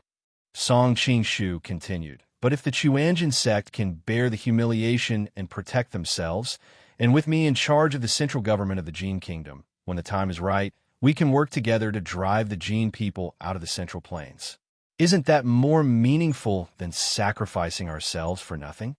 Wang Chongyang's heart trembled. The phrase, "the greatest courage in this world is not to die for a cause, but to die for a cause and live humbly." This touched him the most. He had resisted the Jin for half his life, been the number one in the world for decades, and lived in seclusion for another half of his life, watching the world change. He was no longer the simple-minded young man of the past, but had become much more mature and wise. "If it weren't for the fact that you have entered the central government of the Jin Kingdom, giving me a glimmer of hope, I would rather the Chuanjin sect die unwillingly." Wang Chongyang finally spoke. "I will let the Chuanjin sect accept the Jin Kingdom's edict, but you must remember your mission. If one day you covet power and wealth and forget to restore the land of the Han people, I will take your life, even if I have to give up this old life of mine." Song Qingshu smiled bitterly. "With a number one expert like you thinking about me, how can I dare not do my best?" Wang Chongyang's expression softened. "Do you know why I am willing to believe in you? Who asked me to be so upright? Look at my clear and innocent eyes. I am an honest young man who deceives neither the old nor the young." Song Qingshu replied seriously. Wang Chongyang was stunned at first, then he laughed. "No wonder that little girl in Luo never cared about anyone, but after she returned, she kept talking about you. Now that I have seen you with my own eyes, I know that you are indeed different from the rest. What is the relationship between Senior and Miss Zhao?" Song Qingshu's mind flashed with the cold expression of the yellow-robed girl. Wang Chongyang was surprised. "You even know her surname Zhao?" It must be known that the yellow-robed girl rarely revealed her name, and even if she did, she would tell others that she was surnamed Yang. Only a few people closest to her knew her real name. "Is Senior Zhao Ing Luo's master?" Song Qingshu probed. It must be known that Zhou Zhuo's talent in martial arts was extremely high, but the yellow-robed girl, who was around the same age as Zhou Zhuo, had mastered the 90 manual. Other than Wang Chongyang's meticulous guidance from a young age, Song Qingshu could not think of any other possibility. Wang Chongyang shook his head and smiled. "No, she's my best friend's disciple." Song Qingshu was shocked. Senior's good friend is? To be able to speak to Wang Chongyang as an equal, and to be referred to as his best friend, this person's martial arts and identity were probably not below his. It must be known that Eastern Heretic, Western Poison, Southern Emperor, and Northern Beggar had a deep relationship with him, but none of them could be called his best friend. Wang Chongyang smiled, but did not say anything. "When you come to Jiangnan in the future, perhaps you will have the opportunity to meet." Seeing that the other party was not willing to say, Song Qingshu could not force him, and could only make wild guesses. At this moment, Xiao Longnu, who was leaning against a large rock, suddenly coughed violently. Bright red blood gradually spread on her snow-white dress like bright flowers. Song Qingshu hurriedly ran over. and while holding her hand, he transferred his jinshi to her and asked, "Little junior sister, how do you feel now?" Xiao Longnu's hand was incomparably delicate, and at the same time, it had a natural, cool air extremely comfortable to the touch. However, Song Qingshu did not have the time to pay attention to this, as he was examining the injuries in her body. Feeling her chaotic meridians, Song Qingshu could not help but frown. At this time, Wang Chongyang also came to her side, and an incomparably vigorous jinshi was transferred into her body. With the two great experts working together, she finally stabilized her injuries. "This girl's injuries are quite troublesome," Wang Chongyang said with a frown. With his friendship with Lin Chaoying in the past, of course, he did not want to see anything happen to her descendants. Song Qingshu said in a bad mood, "Isn't this the work of those few disciples of yours?" A few old men with white beards actually joined hands to deal with a little girl, and even used such a heavy hand. If it were not for you today, none of them would even think of living. "You're so young. Where does your killing intent come from? I'll be responsible for healing you. Okay?" Wang Chongyang was also very depressed with his martial arts, who would not be respectful in front of him. In the end, he met such a strange junior, whose martial arts were not below his, and who did not have the concept of respecting his master, causing him to grit his teeth and feel helpless. The key point was that this time it was indeed Qiu Jichu and the others' fault. The five of them joined hands to fight Lin Chaoying's disciple. As the master, Wang Chongyang really did not have any face. Song Qingshu was overjoyed. "Senior, do you have a way to cure her?"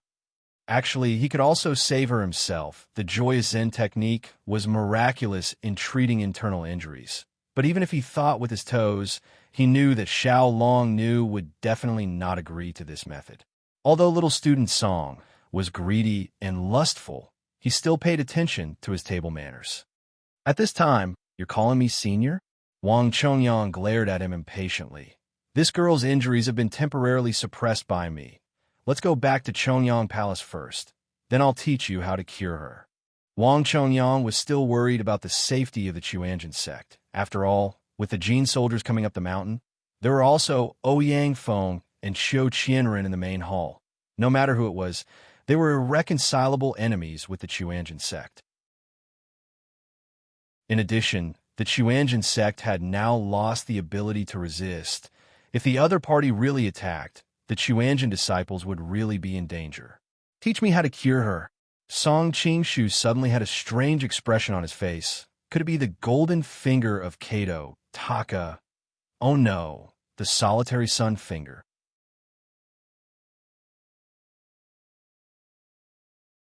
Chapter 983.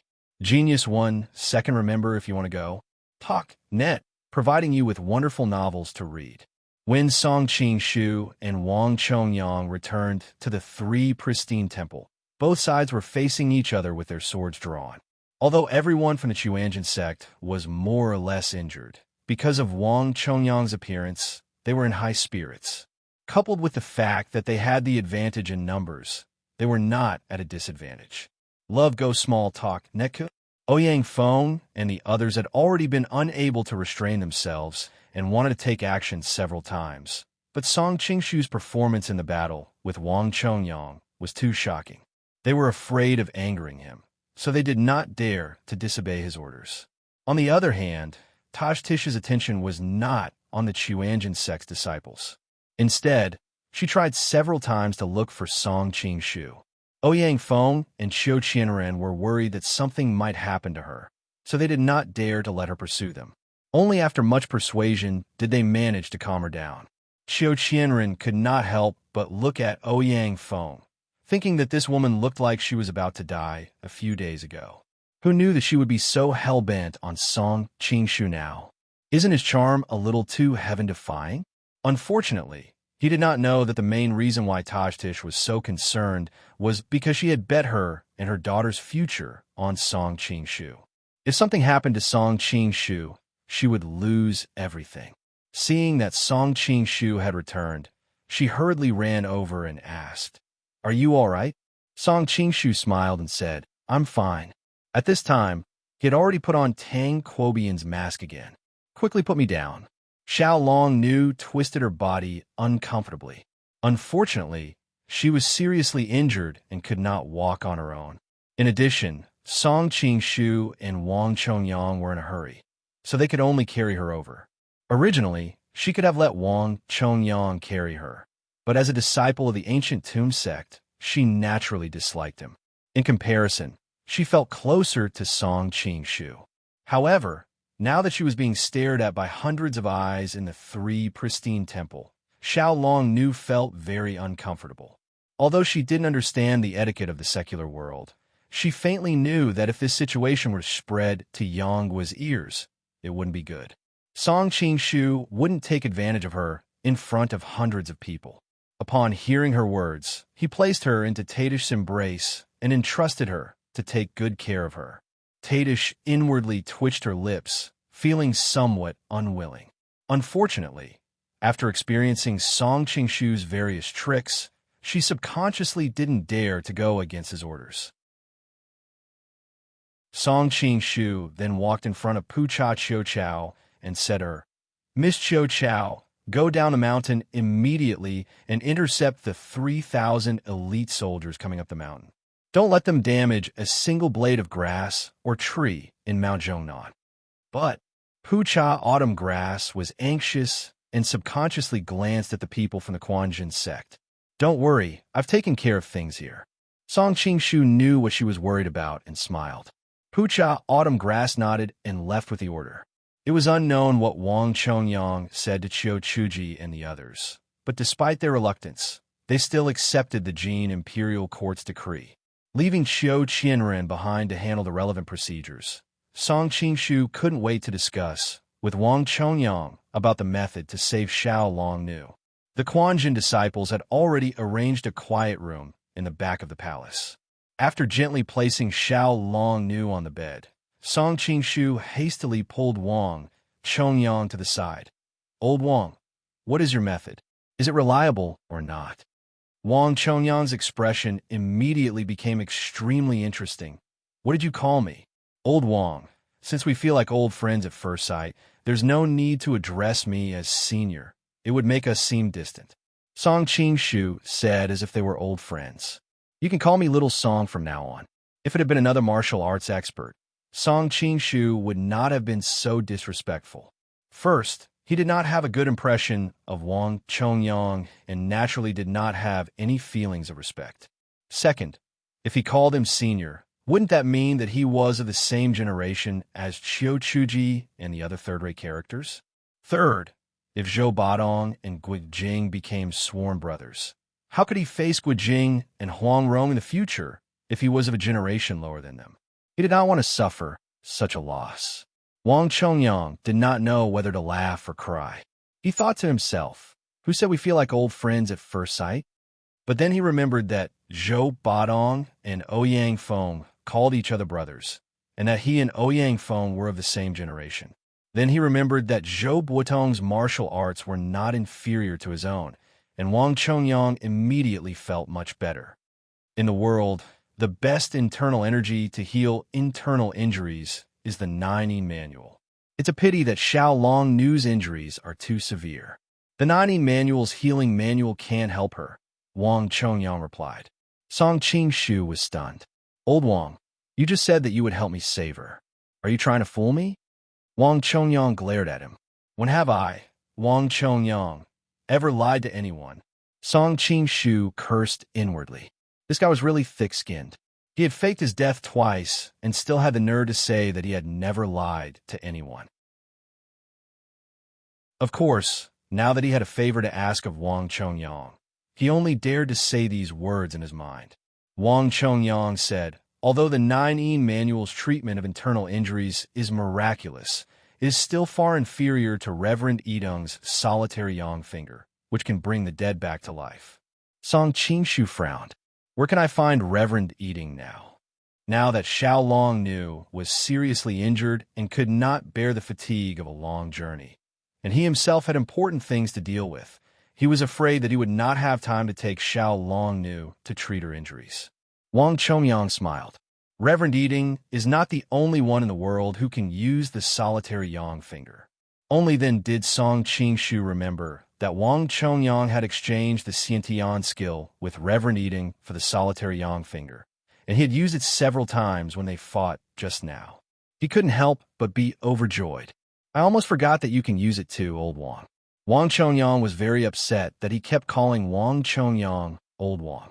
He continued, but now I have a problem. Using the solitary yang finger to treat people consumes a lot of internal energy. After that, the practitioner's vitality will be greatly damaged, and it will take at least 5 years for him to regain his internal energy. Wang Chongyang pondered for a while before he continued. I'm old now, and I may not be able to live for another 5 years after I save her. But I still have a lot of unfinished business. So before I save her, you must promise to do 3 things for me.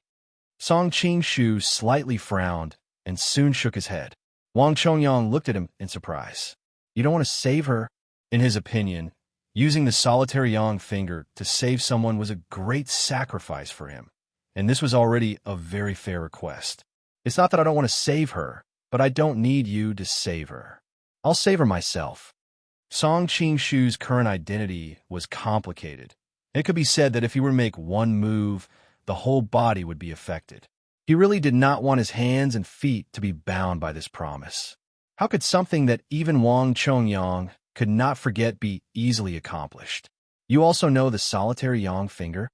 Wang Chongyang asked curiously. Don't you know it? Why don't you teach me? I'll save her. I'm young, and my body is good.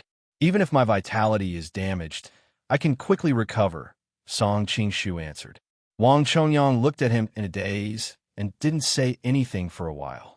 Song Qing-shu's heart moved, and he deliberately provoked him. Old Wang, don't tell me you're reluctant to teach her. You should know that Xiaolong Nu is your old Lin Chaoying's disciple, and she was injured by your good-for-nothing disciples. When you meet Lin Chaoying again in the future, how will you face her? Wang Chongyang blushed. What do you mean by old? Don't talk nonsense. I'm hesitating not because I'm reluctant, but because the solitary yang finger is a secret of the Duan family of Dali, and I can't teach it to others without Reverend Eating's permission. Secondly, even if I teach you now, it's useless. To save someone with the solitary yang finger, you have to practice it to a very high level. By the time you learn it, Miss Long will be long gone. Song Qing-shu was relieved. I see. Old Wang, don't worry. Reverend Eating is a merciful man. Compared to human life, sectarian bias is nothing. Even if Reverend Eating were here, he would also agree to teach you the solitary yang finger. Wang Chongyang shook his head. Even if Reverend Eating doesn't mind, the Duan family will. I can't make Reverend Eating an unjust person and make him a sinner of the Duan family. Song Qing-shu suddenly laughed awkwardly. Actually, I'm not an outsider. The princess of Prince Jinan of Dali is my confidant. I'm also the son-in-law of the Duan family of Dali. In fact, it wasn't just the princess.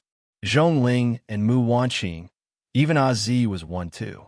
Duan Zhengchuan's 5 daughters were almost all taken away by him. However, this was too shocking. He was worried that Wang Chongyang wouldn't be able to accept it, so he deliberately mentioned 2 less. As expected, Wang Chongyang's face darkened. You flirt everywhere. You're not a good match for a woman. Song Qing-shu said grumpily, Old Wang, maybe you can teach me some life experience in other fields, but when it comes to love, you're even worse than a primary school student. Although he had never heard of a primary school student, Wang Chongyang could guess most of it. He couldn't help but look gloomy when he thought of Lin Chaoying. Even if you're the son-in-law of the Duan family of Dali, you can't do it.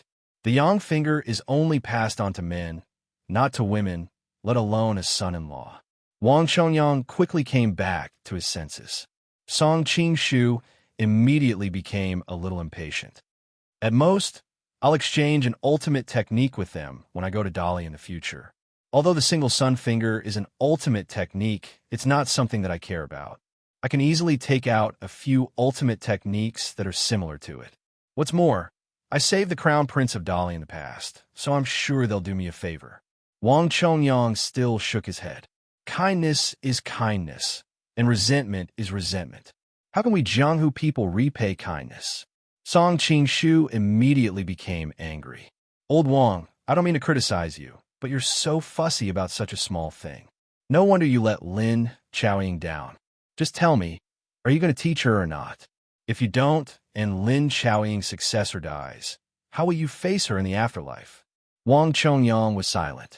After a long time, he sighed and said, I've let her down in too many ways in this life. Fine, I'll teach you the Yang finger to save people. Just think of it as making up for what I owe Chaoying. Before Song Qing-shu could be happy, Wang Chongyang immediately said, but you have to promise me one thing first. In the future, unless you need to save someone's life, you can't use the Yang finger, and you can't let anyone know that you know the Duan family's unique skill.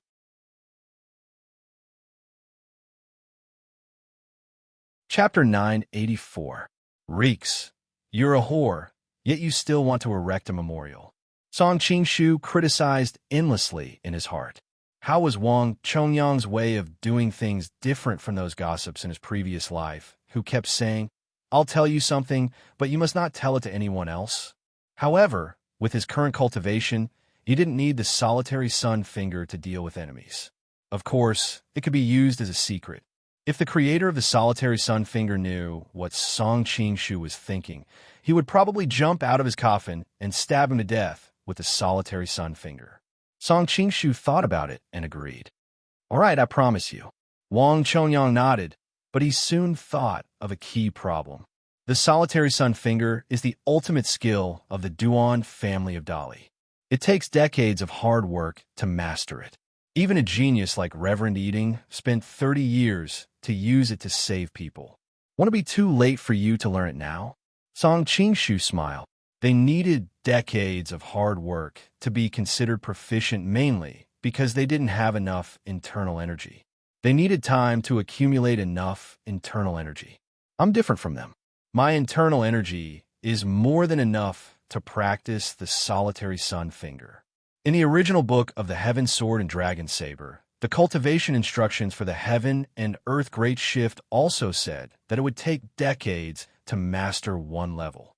However, Zhang Wuji reached the highest level in half a day with his extraordinary internal energy.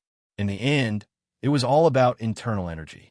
Of course, Song Qing-shu had a cheat that he could master immediately, but it would be too shocking to say it out loud.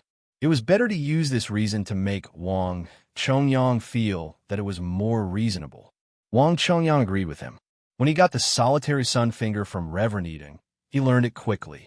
He didn't need decades of hard work to master it like the disciples of the Duan family of Dali. All right then, I will now teach you the solitary Yang finger's incantation. Listen carefully, Wang Chongyang said slowly. The three Yangs are separated and reunited. Before the sun opens, Yangming is closed and Shaoyang is the pivot. The three meridians must not lose each other. Fight but do not float. When Wang Chongyang finished reciting the incantation, Song Qing-shu's heart skipped a beat. He felt several streams of pure and gentle jinqi running amok in his body.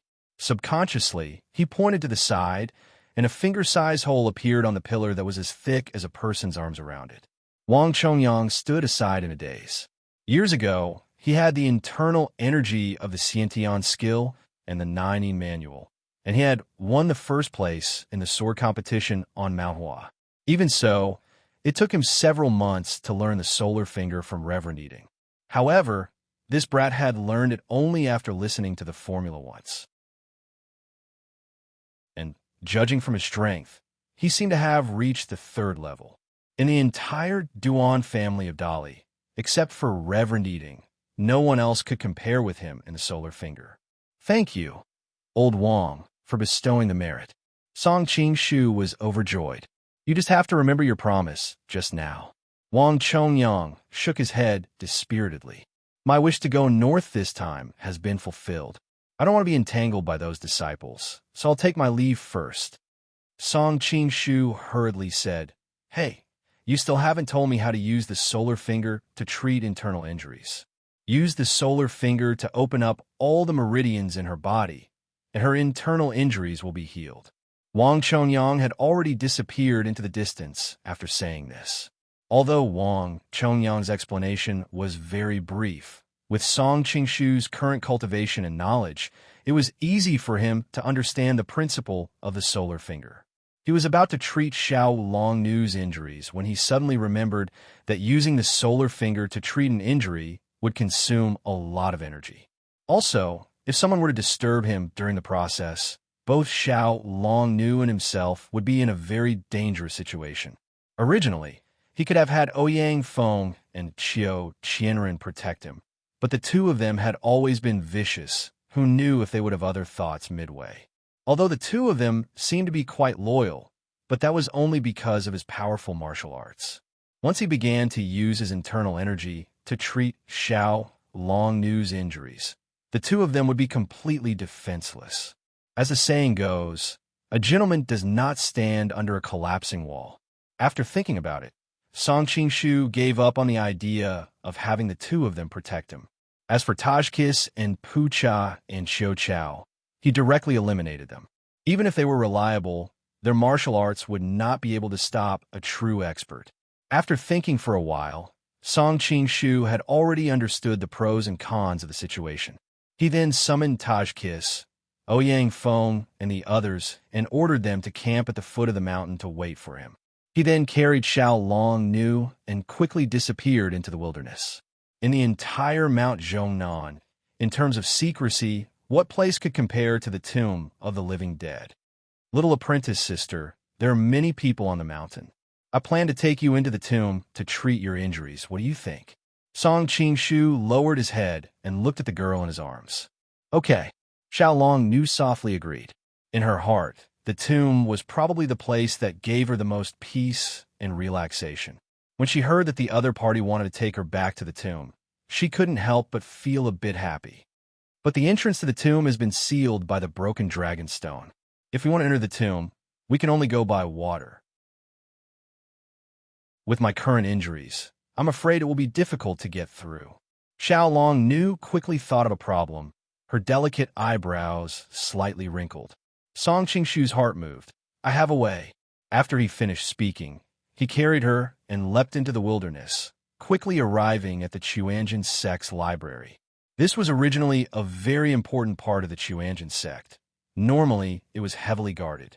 But today, the Chuanjin sect had suffered an unforeseen event, so the guards had already arrived at the 3 pristine palace as reinforcements. As a result, when the two of them arrived, the entire pavilion was empty. Behind the west bookshelf, there was indeed a pile of wooden chests, just like the original book of the Condor Heroes. Song Qingshu was overjoyed and immediately rushed over. He saw that the chest was locked with a copper lock. He stretched out his hand and broke the lock. He opened the lid and saw that the chest was filled with books. He lifted the chest and turned it upside down, the chest full of books scattered on the ground. The chest was made of camphor wood. The walls of the chest were 8 centimeters thick. It was very sturdy. Yu too. Song Qingshu tiptoed and carried Xiao Longnu to the top of the bookshelf. Xiao Longnu saw that he had tiptoed on the bookshelf, but still carried her in midair, as steady as a mountain. She couldn't help but secretly admire him. Her brother-in-law's lightness kung fu is far superior to mine and Guo'er's. Song Qingshu stretched out his hand to touch the top of the bookshelf. It was covered with oilcloth. This was to prevent the rain from soaking the valuable books. He pulled out 2 large oilcloth pieces and placed them in the chest, smiled, and said, "With this, you can enter Gumu." Xiao Longnu was exceptionally intelligent and quickly understood his intentions. She was very happy, smiled, and said, "Your idea is very good." One must know that Xiao Longnu was usually as cold as ice. Apart from Yanghua, she didn't care about anyone else. Song Qingshu saw that her lips had a light smile and her soft voice was very soft. He suddenly felt pity for her. He thought that no matter what, he had to save her life. Under Xiao Longnu's guidance, Song Qingshu held her with one hand and carried the chest with the other. Soon, they arrived at the entrance of Gumu's waterway. Then he picked her up and put her in the chest. The reason why he didn't put her in the chest was because Song Qingshu subconsciously wanted to hold Xiao Long for a while longer. Of course, this was something that Xiao Long didn't notice.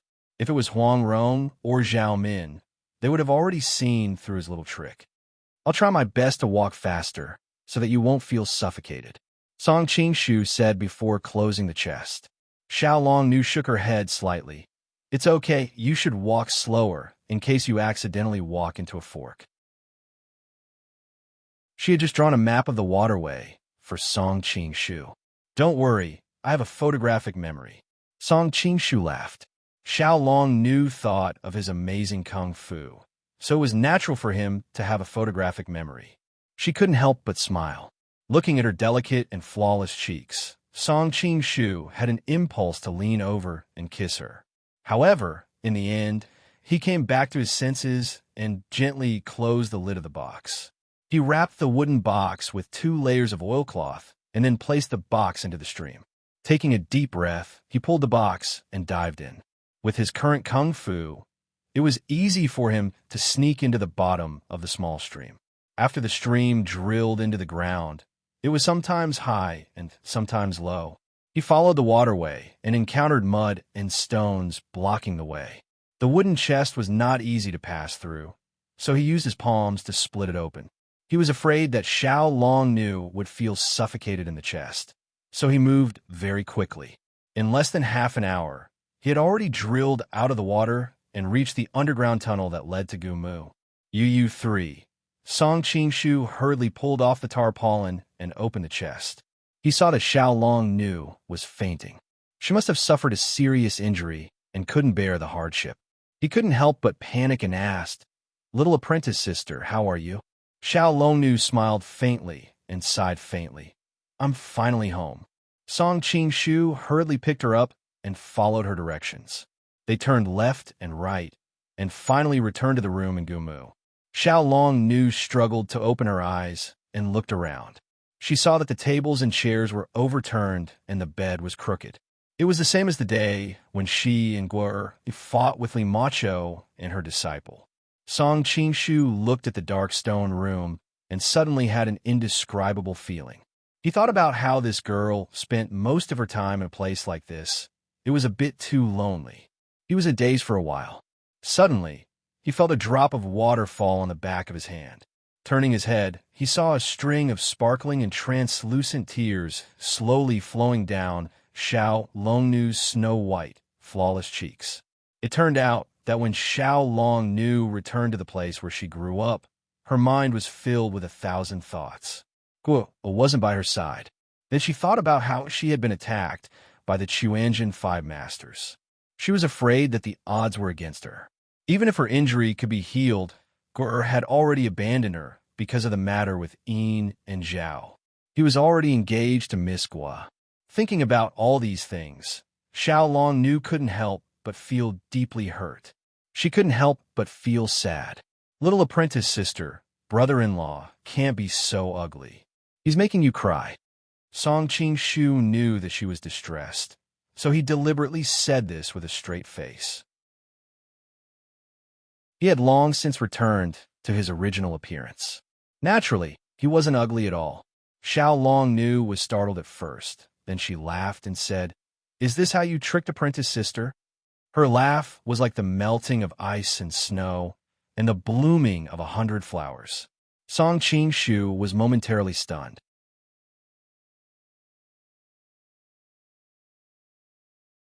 Chapter 985. Song Qingshu placed her on a chair and ran to the room next door. Looking at the layout of the room, it should be Sun Popo's room.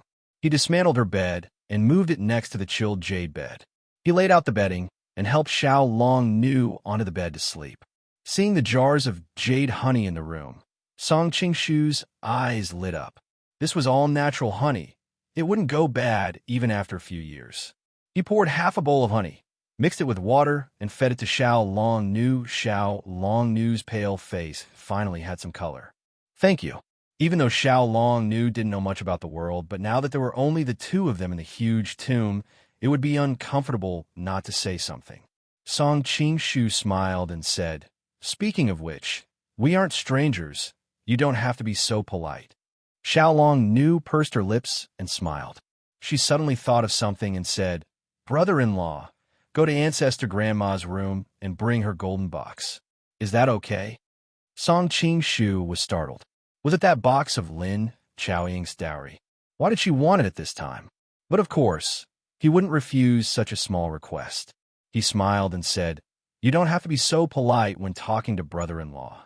Following her instructions, he ran to Lin Chaoying's room and brought out the lowest box from the bedside. The box wasn't very heavy and it wasn't locked. The outside of the box was painted red with gold, and the patterns were elegant. Xiaolong Nu said, "I heard from Sun Papa that this box was Ancestor Grandma's dowry. She didn't get married, so these things became useless." Song Qing-shu had already guessed what was inside the box. Hearing this, he gave a thumb sound. Looking at the beautifully decorated box, he felt that within the joy, there was infinite sadness. AI, who told her to fall in love with a scumbag like Wang Chongyang.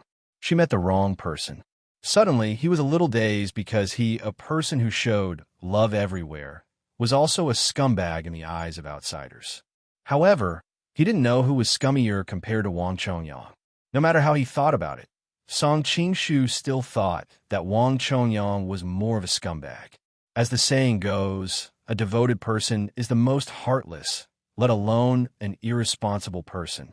While he was staring blankly, Xiaolong Nu had already opened the chest lid. Sure enough, there was a beaded phoenix coronet, a golden embroidered cape, and a bright red satin dress inside. Each piece was made of the best material. Although it had been several decades, it still looked as brilliant as new. Xiaolong Nu was seriously injured. Just this little movement made her feel weak all over. She had no choice but to say, "Brother-in-law, can you take it out and let me have a look?" Song Qing-shu nodded and took out the clothes one by one from the suitcase. Underneath the clothes was a dressing box inlaid with pearls and a jewelry box carved with jadeite. The rouge and face powder in the dressing box had long since dried, and there was still half a bottle of fragrant oil left. As soon as the jewelry box was opened, their eyes lit up. They saw beaded hairpins, jade ornaments, and jewel earrings. They were all brilliant and beautiful, sparkling. Xiaolong Nu rarely saw jewelry, so she did not know how valuable these ornaments were. Song Qing-shu, on the other hand, was slightly stunned. He saw that the ornaments were exquisitely inlaid and the style was elegant. Each piece was not only made with great effort, but also very expensive. It was rare to see jewelry of such quality in the Jin Kingdom's palace. Lin Chaoying was just a Jianghu person. Even if she was highly skilled in martial arts, how could she get so many expensive ornaments? His first thought was that Lin Chaoying might have learned from Huang Yaoshu's disciple and went to the Southern Song Dynasty's palace to steal. But he quickly denied this speculation. These jewelry were used as dowry. How could a woman use stolen goods as her dowry? At this time, Xiaolong Nu suddenly asked, "Brother-in-law, I'll dress up as a bride. What do you think?" Song Qing-shu's heart swayed. He didn't understand why she wanted to dress up as a bride. Was she interested in him? He hurriedly replied, I'm tired today. I'm going to rest for the night. I'll dress up tomorrow." Xiaolong Nu shook her head and said, "No, I'm worried that I won't live to see tomorrow. I want to wear the wedding dress before I die." Song Qing-shu thought, "As long as I'm here, I won't let anything happen to you." However, seeing that the other party's attitude was firm and that he also wanted to see how beautiful Xiaolong Nu looked in her wedding dress, he agreed after a slight hesitation. Xiaolong Nu pursed her lips and smiled. She picked up the rouge, mixed some honey water, and dressed up in front of the mirror. This was the first time in her life that she had applied rouge and powder.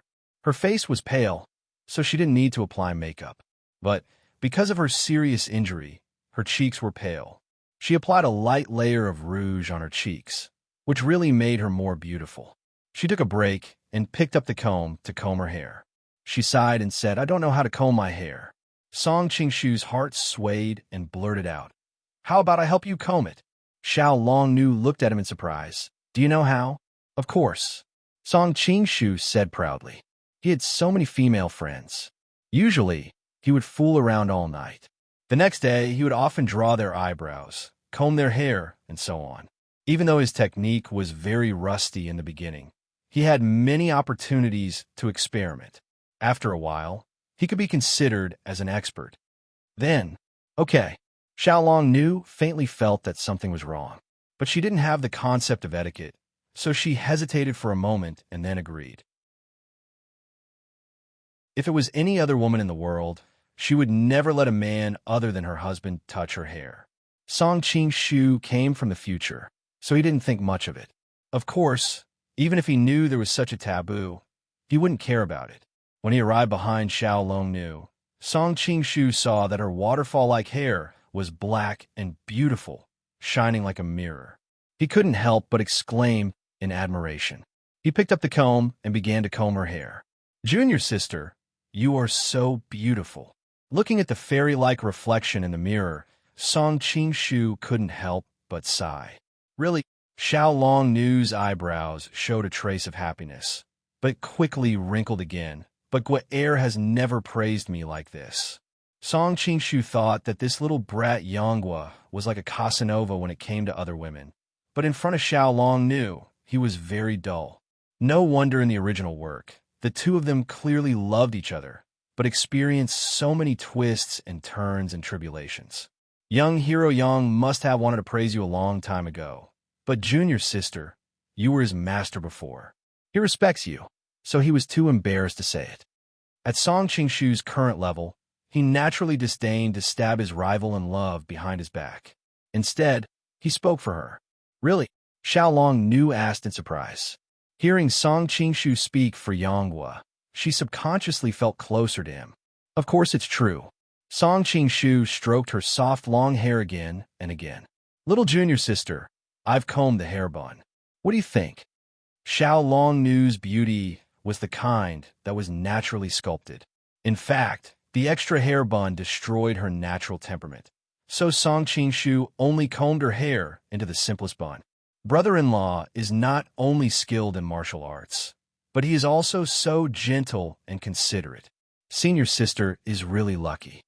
Xiaolong Nu smiled, picked up the earrings on the table, and put them on. She inserted a pearl hairpin and a pair of jade bracelets on her wrist. Under the illumination of the red candles, she was truly incomparably beautiful. She happily turned around and smiled sweetly. "Do you think I look good?" Song Qing-shu suddenly felt like his eyes were filled with light. He unconsciously praised, "You look very good. Even the fairies from the 9 heavens can't compare to you. Let me put on the phoenix crown for you."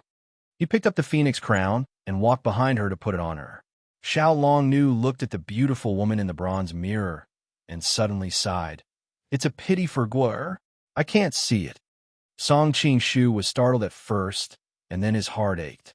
So the reason why she suddenly wanted to wear the wedding dress was because she was thinking of Yonghua. He was happy for half a day, but in the end he expressed his feelings wrongly. But he was also an optimistic person and quickly collected his feelings. "In the future, Brother Yang will definitely see you in the wedding dress." At the same time, he added in his heart, "Although Yonghua can see it, you may not be his bride." Xiaolong Nu didn't know what he was thinking. After hearing him mention it, her heart suddenly ached, and she finally couldn't bear it anymore. With a wah sound, she leaned on the box and cried. Song Qing-shu panicked. He unconsciously rushed forward and held her in his arms. "Junior sister, what's wrong? Did I say something wrong? What in the future? Do I really have a future? When I think about not being able to see Guer again, I can't help but want to cry." Xiaolong Nu's heart was filled with sorrow, and she didn't notice that she was in another man's arms. "Yonghua, oh Yonghua, you are really lucky. If a little boy had entered the ancient tomb, would Xiaolong Nu have loved him as much as she did?" Song Qing-shu sighed and laughed. "Junior sister, don't worry. With me here, I promise to cure you and let you see Yonghua again." "Really?" Xiaolong Nu was also a top martial artist and knew how serious her injuries were. So when she heard his words, she couldn't help but be suspicious. "Even if you don't believe me, you should believe in Wang Chongyang. He is a person with the same ability as your ancestor grandma." Song Qing-shu replied. "That's true." Thinking of Wang Chongyang's identity, Xiaolong Nu pursed her lips and smiled. Song Qing-shu then said, "Junior sister, look at how beautiful the phoenix embroidery on this dress is. Let me help you put it on." Xiaolong Nu was seriously injured and obviously couldn't change her clothes by herself. But no matter how innocent Xiaolong Nu was, she wouldn't agree to take off her clothes in front of a man. So Song Qing-shu didn't have any evil thoughts. He just supported Xiaolong Nu's body and put the golden embroidered red dress over her white dress that was stained with blood. Xiaolong Nu wiped away her tears and put on some makeup. She smiled and sat next to the red candle. "Thank you, brother-in-law." Song Qing-shu smiled and said, "Okay, your wish has been fulfilled. Can I start treating you now?" "Yes." Xiaolong Nu softly humphed. Song Qing-shu said to Xiaolong Nu, "Relax your whole body, no matter how painful or itchy you feel. Don't use your qi to resist." Xiaolong Nu had a quiet personality. Hearing this, she smiled and said, "I'll take it as if I'm already dead." Song Qing-shu smiled and said, "Junior sister is really smart." At the same time, at the foot of Mount Zhongnan stood a young man with a face full of hardships. Even though he had lost an arm, he was still very handsome. He looked at the mountain and murmured, "The world is so big, I wonder where Anne is. Since we're passing by Mount Zhongnan, why don't we go back to Gumu?" As for the issue of the recent slow update, it was mainly due to the combination of the plots of each country. This was because the book involved the Song, Liao, Jin, Yuan, Qing, Xixia, Tubo, Dali, Korea, Hui, and various countries in the Western region. Although the author could only be considered a dabbler in history, he still wanted to match some of the historical events and characters of each country. Currently, the biggest problem is that even though the general plot of each country has been designed, it's quite a headache to integrate the events of so many countries into a perfect whole. I've been working on this during this period of time, so the updates have been a little slow. Fortunately, there are already some signs of progress. The day of opening the conception and governing vessels should be coming soon. Thank you everyone for your support. You're tuning in to the Warrior Lore YouTube channel. Don't forget to subscribe and join us on this journey to catch the most captivating stories.